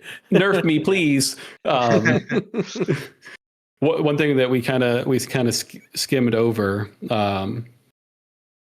So we now have an at target option for Flame Strike, which is very cool. We also have Pyroclasm now affecting Flame Strike, which is also very cool. So with the neutering of Ignite, we are probably, knock on wood, back to a Flame Strike based Ignite, or a Flame Strike. I'm having a stroke. Flame Strike based Mythic Plus build. So we'll be that Minute Mage with the big AoE cooldown. We can obviously still choose to prio down a target. And now we have the option to do at target, which is something that I've been asking for a very long time.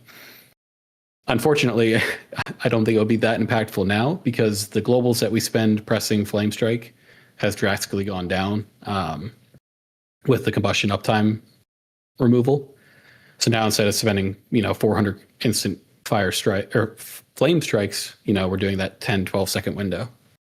But I haven't actually gotten a chance to test really any Mythic Plus for fire. Billy, have you? Yeah, I did.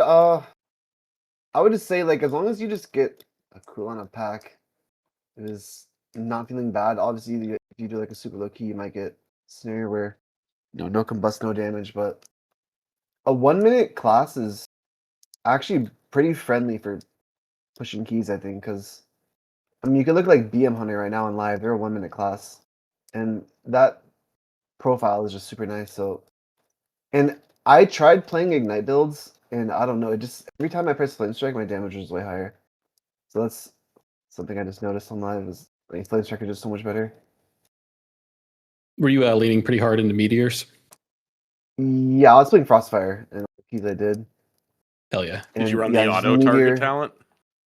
Oh yeah. Auto What's your target? opinion on that? Yeah. So you have at target or at cursor flame strike. Which one are you leaning towards? Okay, I was using the at cursor, but honestly, I think the at target might be just way cooler, and like way nicer to run. Like, especially when like you can do like a pull like Algothar, just like running around. Like it's just so miserable keeping your cursor in one spot the whole time. So it's like it's just so nice that I think the target one I'll end up using next time. So Hell I yeah. do think you get more damage if you at cursor. Like if you want to min max your damage and just put up the highest number you can, I think that is the way to go. But for quality of life and being able to use your utility, I think at cursor is fantastic. Yeah, I used We are cursor, but I really want to try the target next time. Yeah. We're waiting on the Sims, but we're also probably back to flame striking and filler, which is going to be interesting. I don't think we've done that since last season of Shadowlands, maybe. Yeah, I was curious if like if you're gonna be hard casting any flame strikes at all, or is it gonna be like fireballing to flame strike or something. I think gonna we bring are that up. going to be hard casting. It's gonna be really Hard weird casting, oh god. with Klasm hard casting flame strikes again. I don't know about you guys, but I always found that to be one of the worst fucking feelings ever.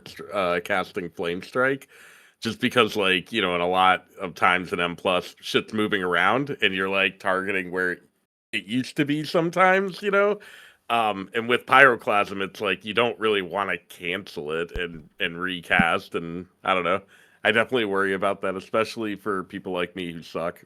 I Does think this is where like AoE and hardcasting Flame Strike is definitely where I feel the loss of Phoenix Flames the most. Single target's kind of whatever. It's always been like a little awkward. And AoE like between Flame Strikes doing like a Phoenix Flames Fire Blast thing was something that I felt was pretty common. So yeah, I don't. I think losing Phoenix Flame is gonna feel bad there.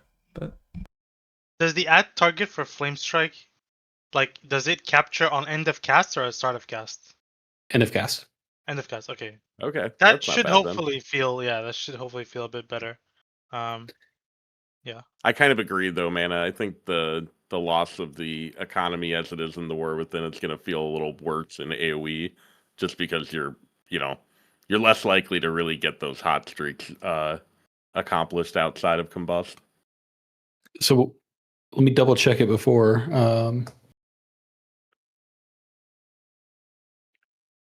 Where did it? So another generator we're actually missing in AoE is our burden of power flame.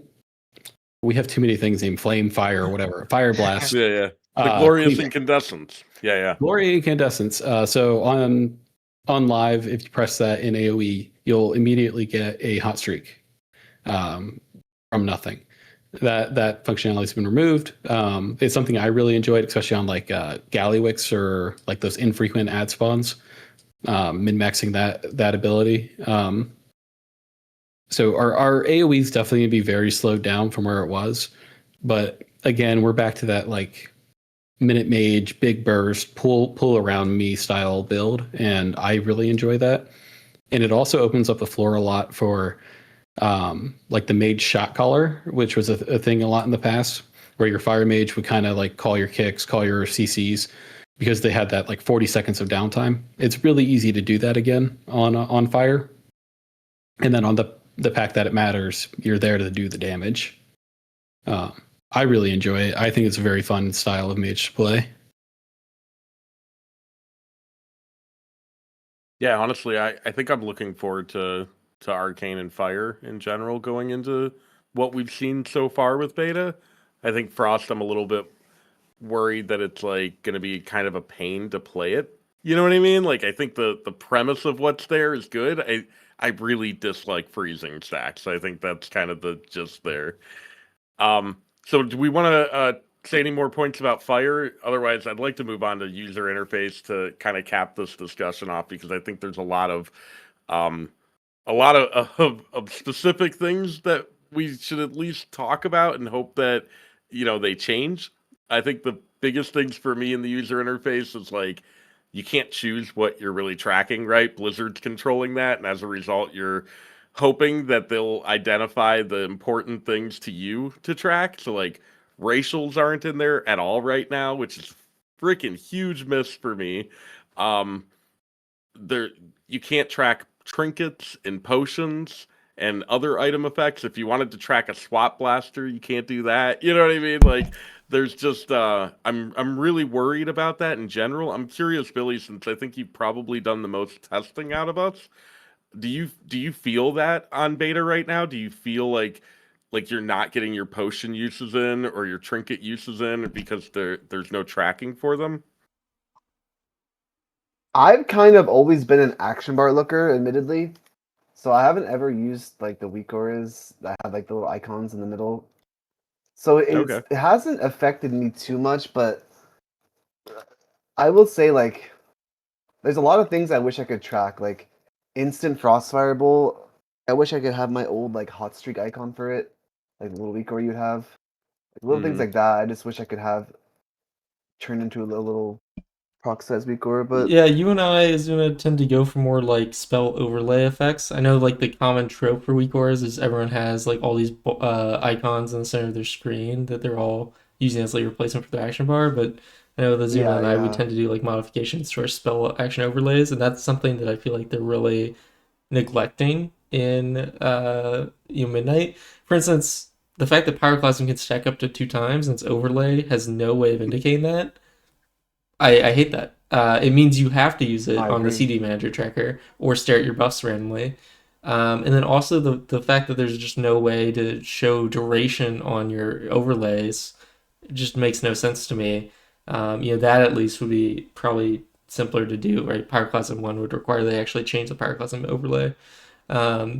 One funny sentiment I've seen, I mean, I know there's the whole trope about no add-ons means that there's going to be more stable FPS, and I think we know that's probably not going to be the case. Like add-ons are usually just a red herring for that. But the other thing was I've seen a lot of things where they're like, "Oh, I'm really looking forward to having my UI not break every patch," and I'm like, I don't think we can really say that right now. Pretty sure that's not really a guarantee. So I just thought that was funny. So That is great. I've been using Billy's hot streak overlay since Smolderon because I went in there the first night and I have pretty bad vision, or I did before LASIK, and it was an entirely orange room with entirely orange mechanics, and I was trying to stare at orange hot streaks. So I downloaded Billy's Weebora and made them purple, and I cannot go back. I don't know what I'm going to do in Midnight. I'm not going to be rating competitively, but I'd still like to be able to see my stuff. Yeah, that was definitely nice. That's something I was gonna miss. One thing I missed too is like for like I guess going to Arcane, like how you could have like the classic looking clear casting procs, where it should like the little ticks of how many clear Yep. casting effects you have. I don't think the base Blizzard one shows that. It's just like one line, right? It's funny because back in Legion, the base Blizzard one did show hot Yes. clear casting stacks, and they removed it in BFA when they removed clear casting's ability to stack, and then just didn't re-add it in Shadowlands when they Yeah, re-added the something I spell was actually worried about functionality. for Arcane. There's Wait, the another one current for one Arcane doesn't have the too. balls? No, Number of No, decks? the Really? base one Oh, doesn't. wow. That's The good. It's another annoying one too is empowered missiles, the center capstone talent for Arcane. Yeah. It's the literal same effect further out from the clear casting effect. And it's like if you're not paying close attention, you could have empowered missiles proc and think you have clear casting up, and you're like trying to hit the button and it just doesn't work, right? Soul is another one where it's like you get the proc for it, but it doesn't tell you any information about the proc. And with Soul, like the duration is the only important thing you need to know. You don't need to know that, like it being active, you already know when it's active. Surge ends, you get Soul, right? And it's like, in a general sense, the spell overlays Blizzard does, in my opinion, are just always informationally deficient in for how much real estate they take up on the screen. Mana, you mentioned too that you and Billy tend to go those more graphical representations. I think Forgy, your weakors too. You were really like heavy on animated bars and color stamping, right? And He uses two I little thought that was balls cool for shit his too. nether precision. So it always Yeah. gets Yep, me. Dude, it's yeah, just this this is winter like chill so tracker. random. Yeah, like not being able to track like just something as simple as like IB as a bar for each charge. Like that is, if there's anything I want in my UI, that is it. Like I actually Yeah, would rather have no combustion tracked and just have my bars for IBs than have a square for IB with like the number of charges like a tiny thing in the bottom right. Like I don't know. This is like something that I'm really concerned about with these UI changes. And yeah, like I, it's just yeah. I use a lot of dynamic weak auras, so I am an icon guy. I track everything as a buff or an icon, but all my weak auras are dynamic. So like back in Shadowlands, if my Infernal Cascade was about to fall off, it would jump over to the leftmost, so I would see it immediately. And losing the ability to do that is really concerning because like it's not like a combat advantage; it's an information processing thing. My brain can only focus on so many things, so I make my UI function in how my brain processes that information. And I really dislike how they're moving away from that.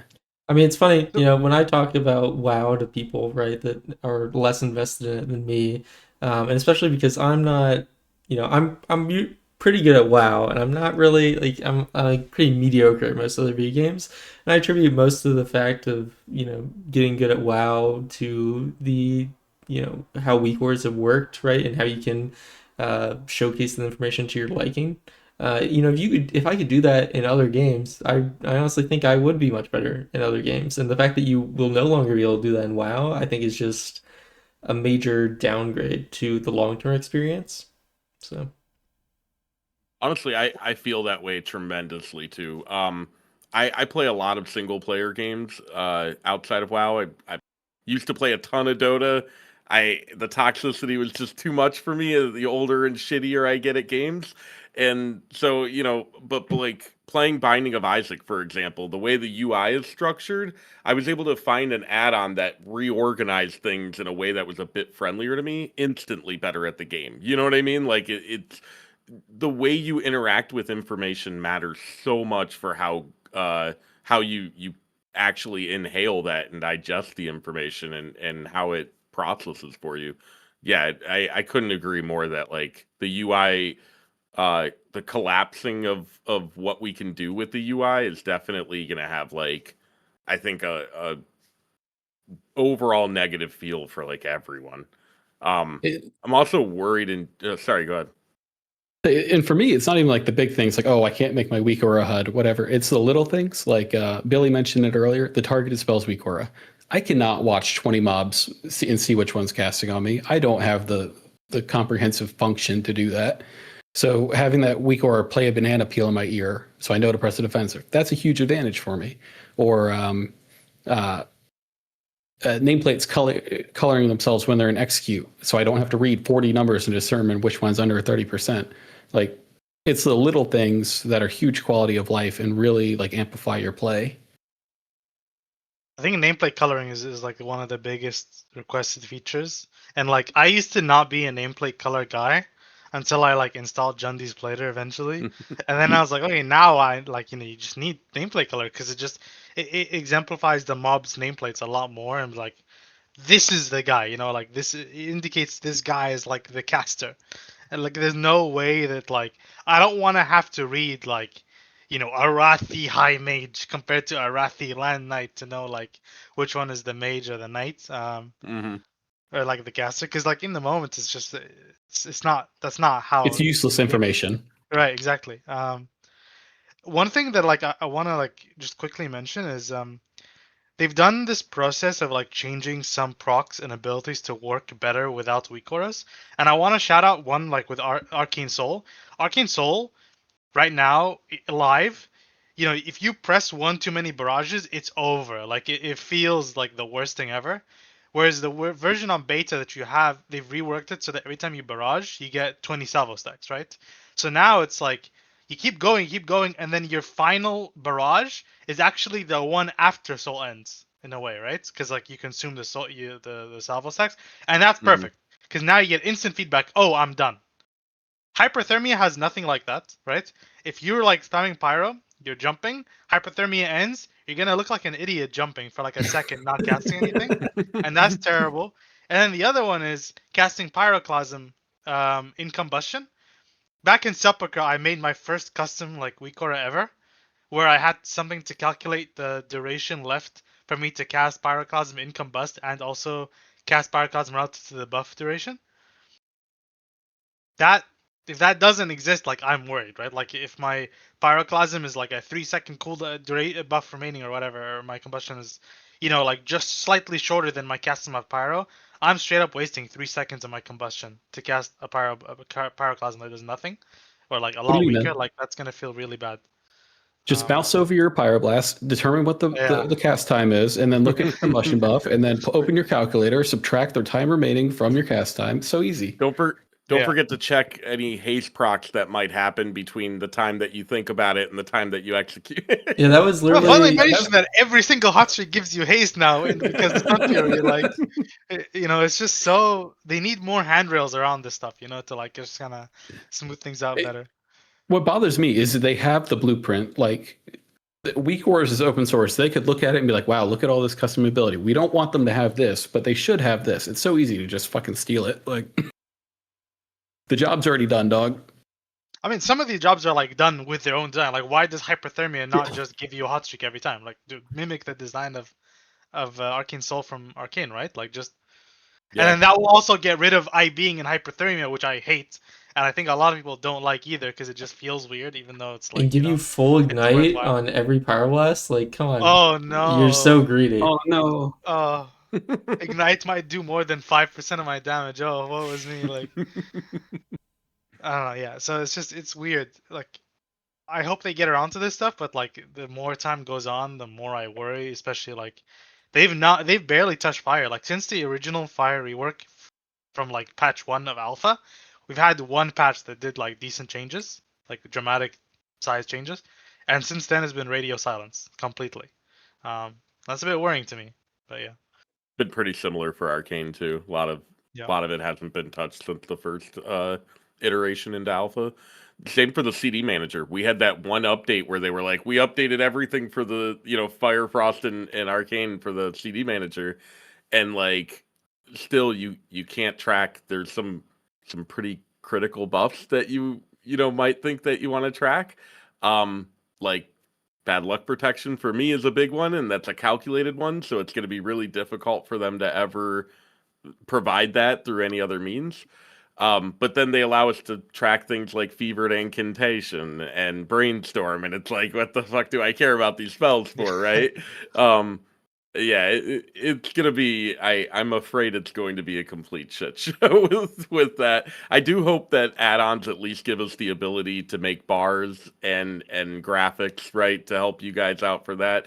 I do also hope that whatever modeling red herring went out a while back, to repeat your words there, Manather. But like one of the things I loved the most about the War Within when I designed my weak aura set was adding in those models for like Burden of Power, where it would smoke and then Glorious Incandescence, a big fire would explode. I love shit like that, and yeah, you can't create that kind of feedback loop anymore without people hating on it or Blizzard just straight up obsoleting it. So one other little caveat here, and this is mostly from a TC perspective, because I don't really care in raid. But when I'm testing something on a dummy, I usually just use details and look at like, did it crit, did it not, what was my overall percentage for this period of time. Fun fact, you can't do any of that with the new server-side #Blizzard damage meter.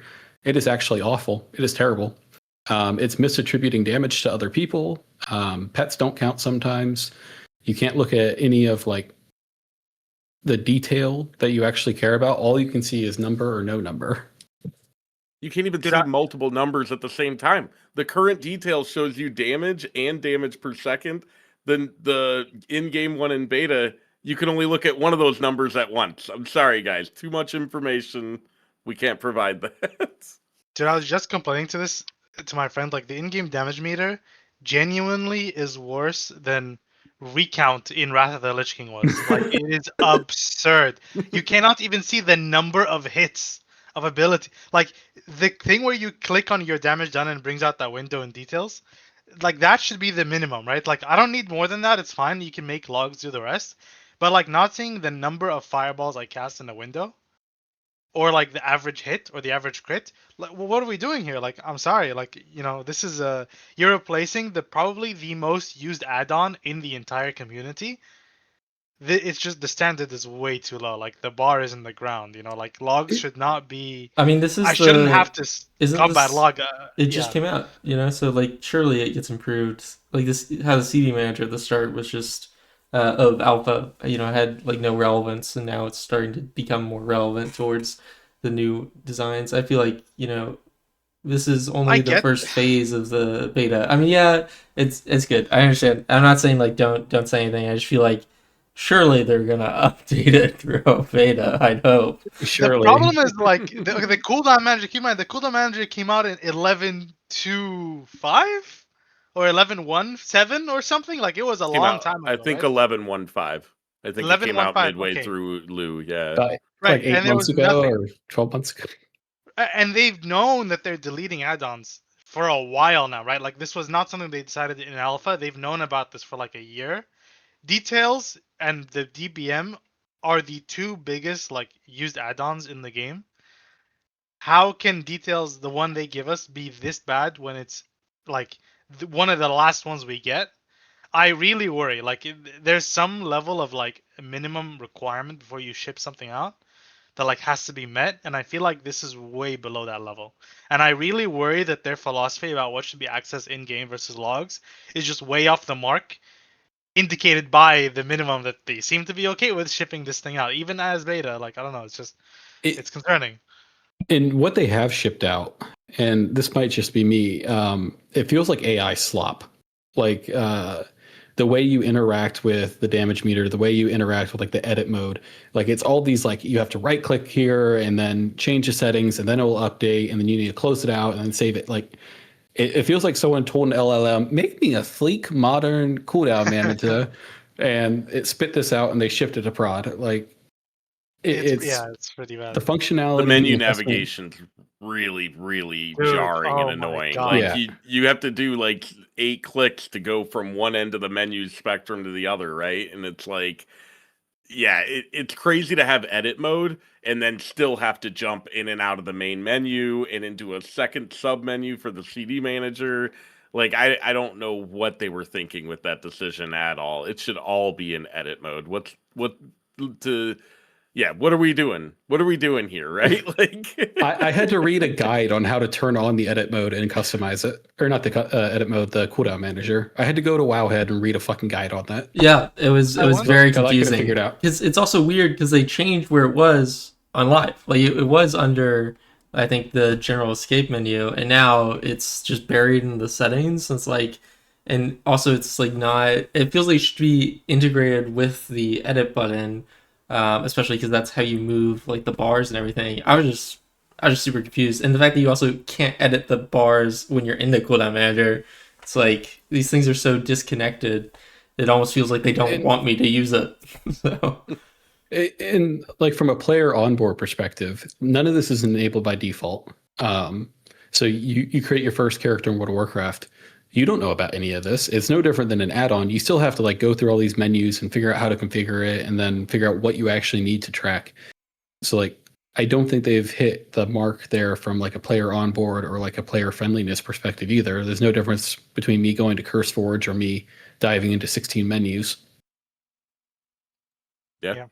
I think there's also another sub conversation within this as well. The personal resource display has been around for close to a decade now, I think, and it is one of the most dog shit things in the game.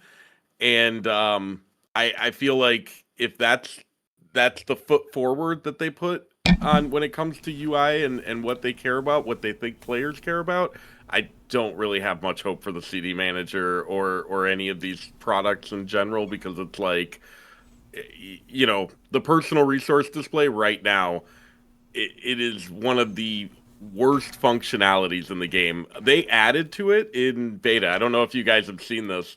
The personal resource display now also tracks the externals from other classes, so you can see power infusion and some of the aug buffs. I think Blessing of Sack, it shows up in there and stuff like that.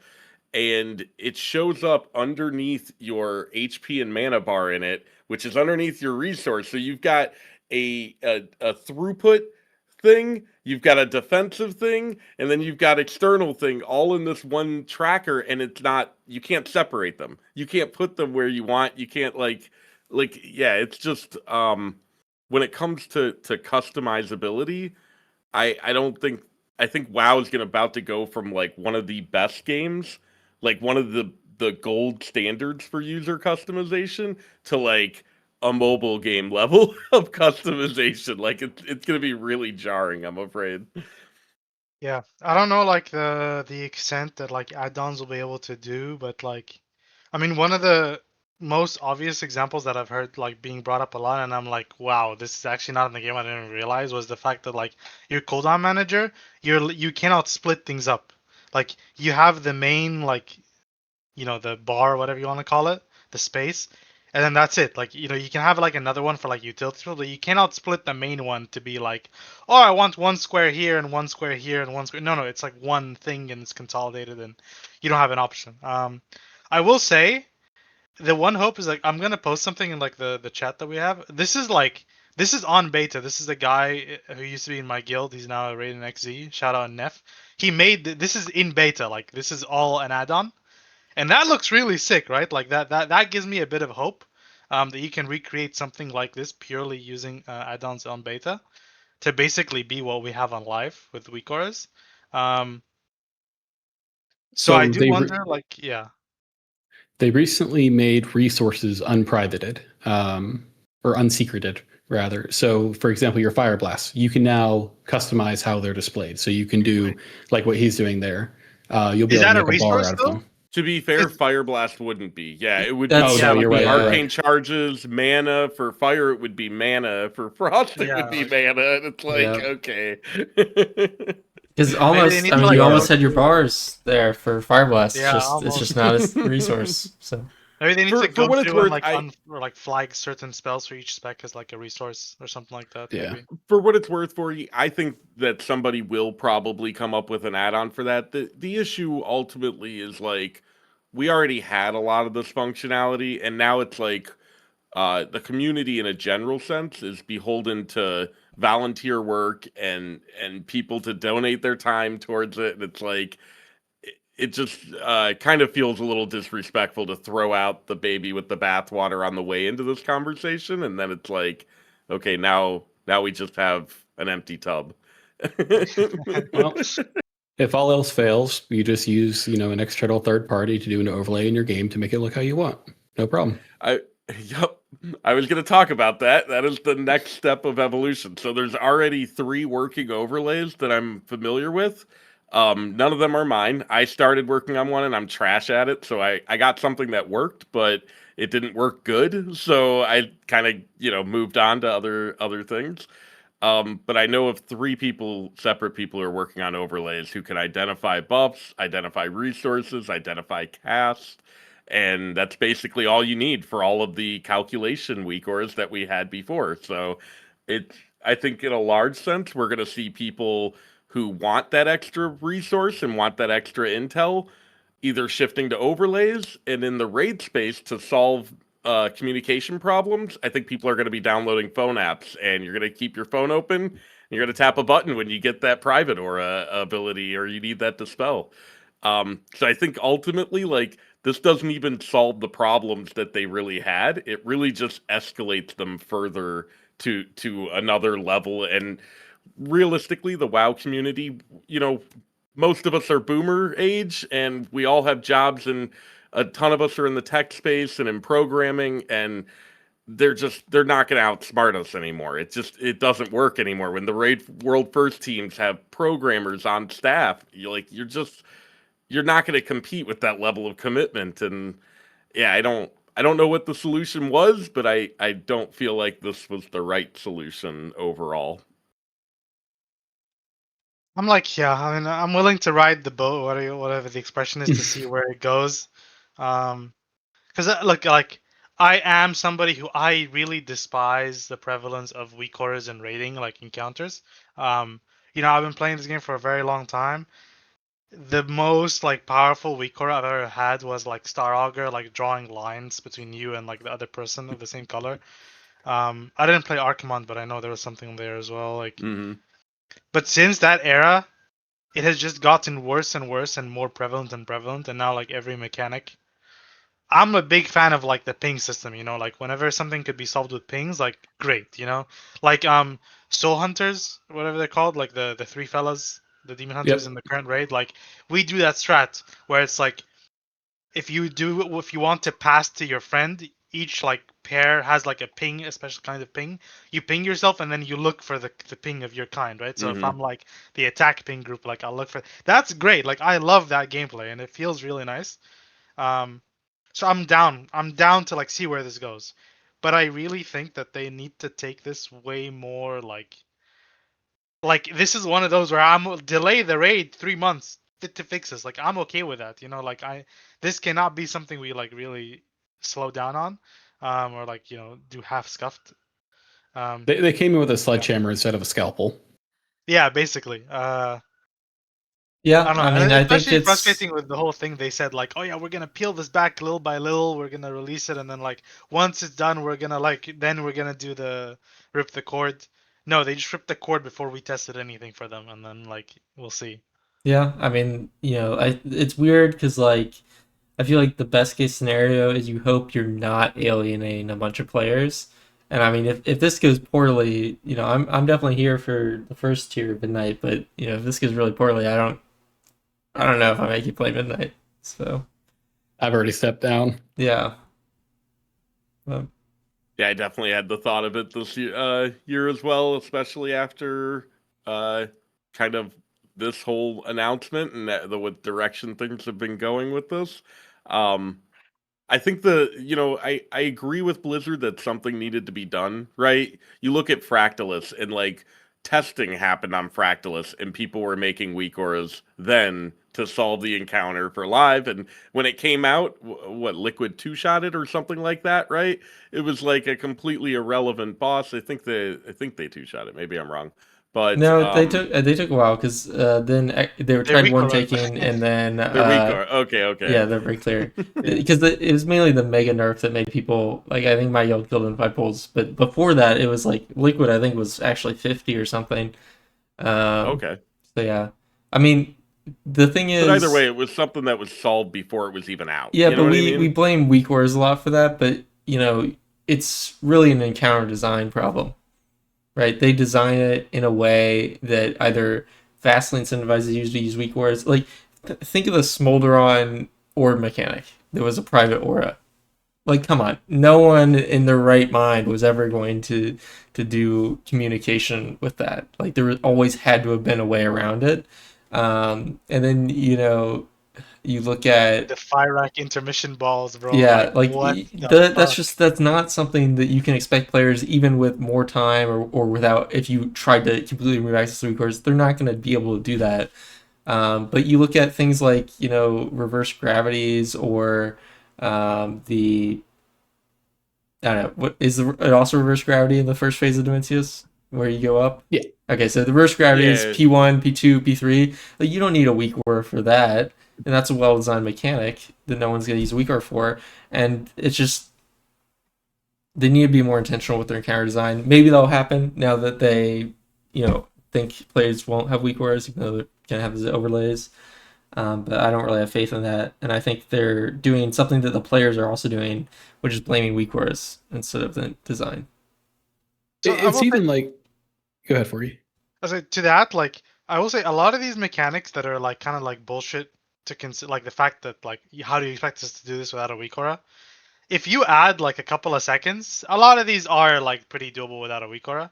Like if fire rack balls like actually took, if there was like, if you reduced the total count from like, I don't know what it was, like 12 to like 8, and then he gave us like an extra 3 seconds, like that's a lot more manageable, right? Same with the Smolderon balls, like if you had an extra like 2 seconds per ball to pop them, you're not gonna need a weak aura. You can just communicate like, oh, I'm going, like, or something like that. So I have a bit of faith because in the past, like, we didn't have these weak aura bosses. So I believe the vision that like, okay, maybe there is an arms race going on between design and weak auras. But, It's yeah. even like the innocuous stuff, right? Like Mythic Plus, last boss room of Priory. Can you imagine trying to coordinate all those kicks without knowing your teammates' kick cooldown? Yeah, it's doomed instantly. Like there's no way to play even like dungeons without the information that we're ingesting, and all that's gone. And from the limited testing I've seen and what you guys have said, that hasn't changed. I think that's the biggest concern everyone has, right? Is they strip out all of the functionality, but they still design the encounters the exact same way, and it's like we're gonna get to Ovanax, and there's just gonna be 500 guilds hard walled on Ovanax because they can't coordinate in the 6 seconds or something on release to get everything lined up right for that. Yeah, Mana's absolutely right. It does go back a lot to encounter design. I think about Neltharion, right? That's the one I think where a lot of this shit started to spiral out of control, where people started to be like, okay, there's a lot of power in these weak auras to drive this stuff. And like a lot of Neltharion was like, we just needed another 3 seconds in the last phase to find our spots, right? Or we just needed a little smaller on the ring, so there was a little bigger of a safe space for people to hide in the early phase, right? Yeah, it goes. A lot of the responsibility is on Blizzard, but they're not taking it, so we're gonna lose weak auras. That's how that's going. That'll be interesting. So I think, yeah, I'll definitely look forward to seeing how it goes. So I think that that probably wraps up most of our discussion here. We've kind of touched on a lot of topics. Do you guys have any other, thoughts you want to send us with or specifics here? Yeah, Spellfire spheres are still off center. Also, if people are campaigning so much to make icicles have a glyph to not show outside combat, please let's do the same thing as Spellfire spears. Those things are ugly. So and glyphs to reskin them purple would be appreciated from the Arcane community I would also once again. I would like them to like speed up the Spellfire spears out of combat even more. Like sometimes on a wipe and do like, especially if you're in like farm, you wipe and you go again. It's like we're getting a little close on me actually generating all 5 of my spears. And for Glacial Spike for Frost, you're actually generating icicles like very fast, which is especially nice for that between packs of M+. But yeah.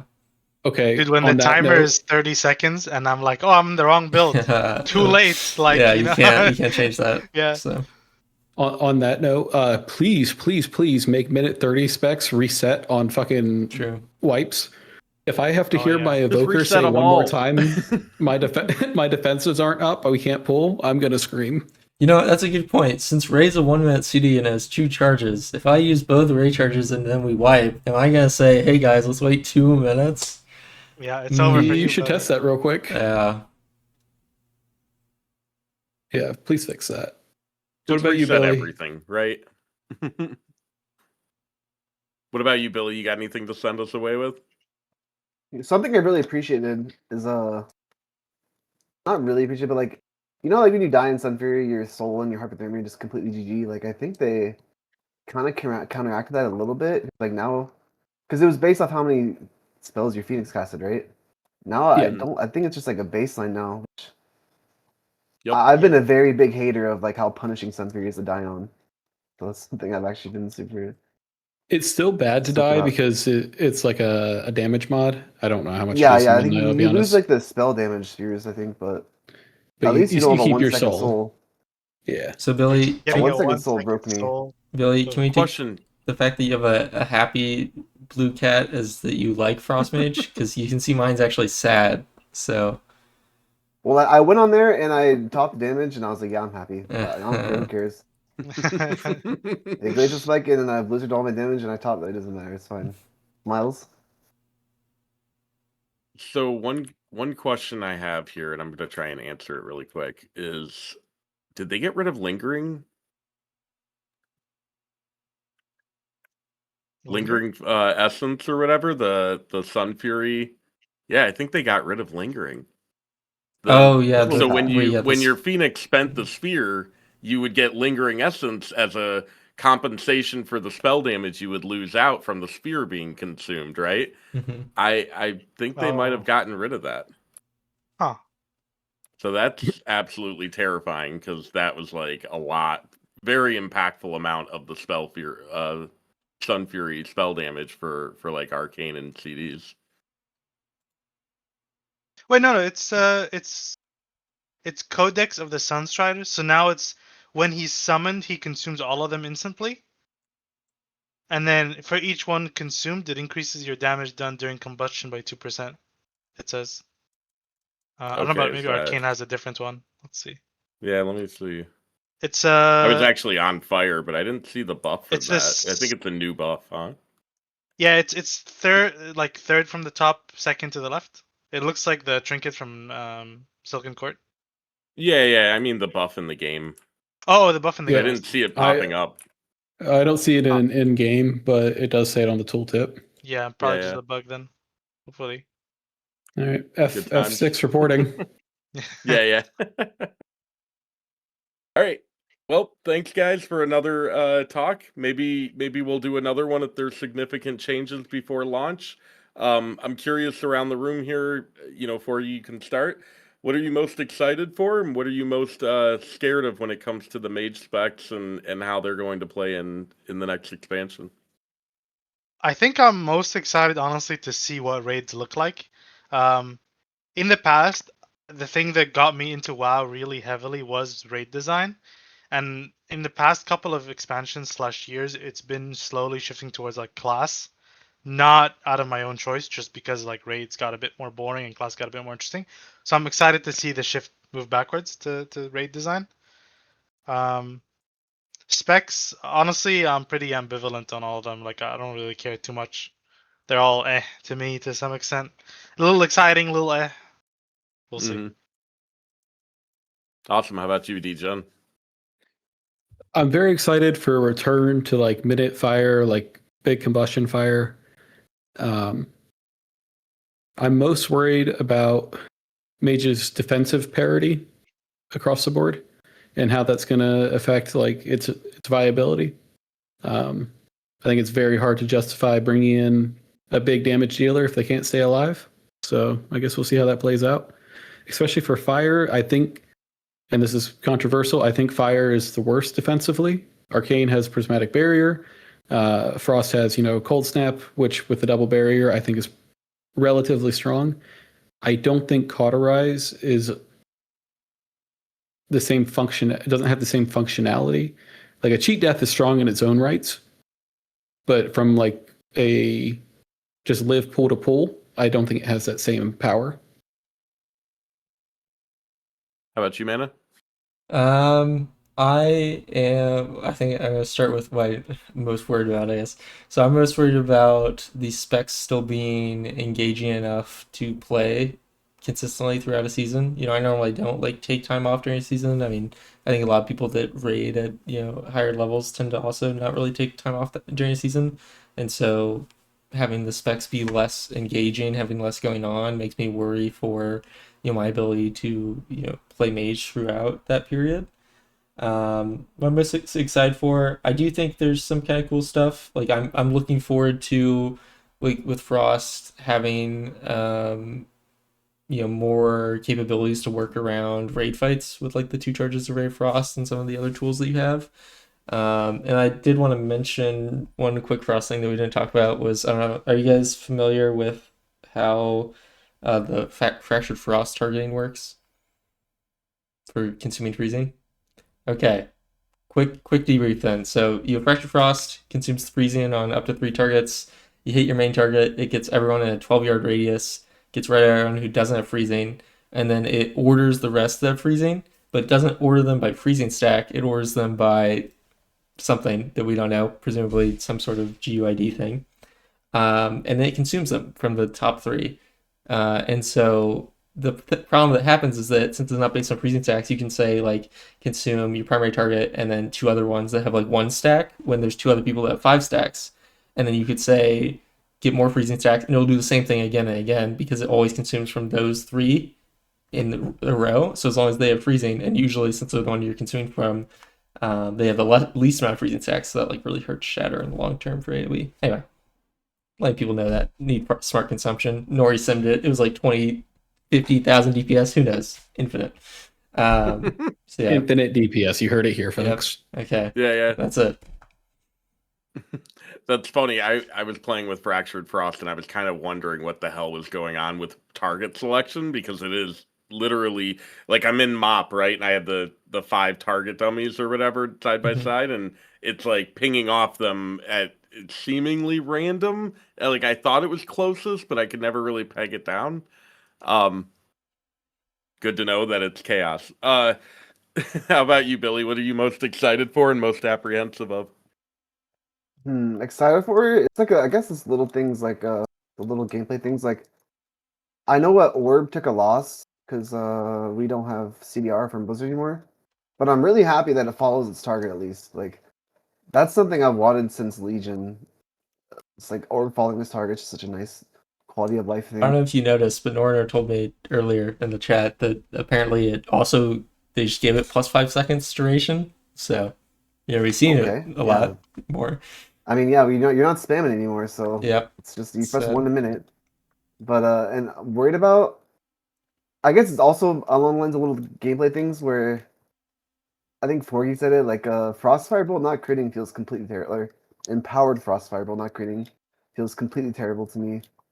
And it should be like, I don't know, it doesn't feel good to press that button, so that's something I didn't like.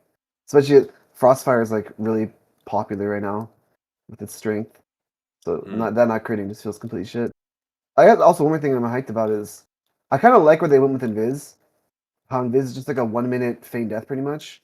Also with Invis too, like I think that's a pretty cool utility. Like I'm down to prune Invis DR if it just turns into a 1-minute feign death. Yeah, it's always felt Would be really nice if bad this- when you can't use G Invis in hierarchies because you're like, I'm gonna die on the next mechanic, but I want to use it to dodge this one. I mean, usually it's worth dodging that mechanic, but sometimes it's not. So I'd like to see it I'd be go pretty happy if OGCD they though. didn't. that's Well, true. that would Yeah, be too nice. I'd be pretty happy though if they just unnerfed the move speed of it though. Like True. having I missed that invis sprint from early Dragonflight so much. That was so fun having that. The 1 minute And, kind of makes up for it, but Yeah. nothing beats like Zymox on Nathria doing the 5 minute invis sprint for 90% movement speed. It's like, yeah, I'll take the far seed, but And then Yeah, alter back for funsies. I gotta say, especially once you like start doing Shadowlands dungeons again. I started missing like Door Shadows in Soul Shape. I'm like, damn, I wish I had that, but Just play Blink. So- You'll be able to blink more. Don't worry. yeah, so true. So for me, I'm most excited about 8 target missiles. I think that's probably the highlight of this beta for me so far, was going and testing and making sure that all worked correctly, because it is really cool just like hitting that button and seeing that many targets get swallowed up and shit. I think the thing I'm most apprehensive about, and of course this is going to be Arcane as well, is Salvo, specifically the investment around it. I'm worried that it's just going to turn everything into a really complicated math problem if they don't get the tuning on baseline at barrage right. You know what I mean? If baseline barrage is strong on its own and Salvo is just extra putting on top of that, I think that might work well. And if barrage is very weak and you need to stack Salvo fully to make it worthwhile, I think that's all right. I'm worried about the middle ground where it's like, I hit 2 targets and 18 stacks of Salvo, and that's a barrage. Or if I hit 3 targets and 14 stacks of Salvo, that's a barrage. Oh wait, I'm in touch of the Mage. I have the 15% damage on that. You know what I mean? Like that's the nightmare fuel for me. Especially as APL writer, I'm very concerned about that. It's funny because when we think about the whole UI fiasco, right? A lot of people have blamed the barrage helper for things. Obviously, I think that is probably a little bit overblown. But I do think like the eventual place that the barrage helper was going to end up was probably what Blizzard wants to avoid. And so in one vein, I'm almost glad that they're removing the option for me to go further down that track, because it was truly just going to not be really fun for anyone, I don't think. So I'm kind of grateful for that one. I think you're just gonna keep proving your point you made when they removed double dipping, and you said that there's no pivotal moment to actually force you to barrage, and it just makes things very more complex. Like in Undermine, I literally did not play Spell Slinger because it had the 1 target harmony condition, then the 2 target harmony condition, then the 3 target harmony condition. I'm like, I don't want to know. So yeah, I definitely worried about that coming back. Hopefully impetus is enough to drive the train. Hopefully there's something outside of the barrage percentage damage to drive the train, right? But we'll have to wait and see. All right, so I think we're probably good to stop. You guys agree? do your shout out for You guys your Arcane APL Yeah, thing you want to first. do any shout outs? Yeah, shout out Porom's that? Arcane APL stream right after this. If you want to see this degenerate gameplay that he's talking about live, 5 minutes for now.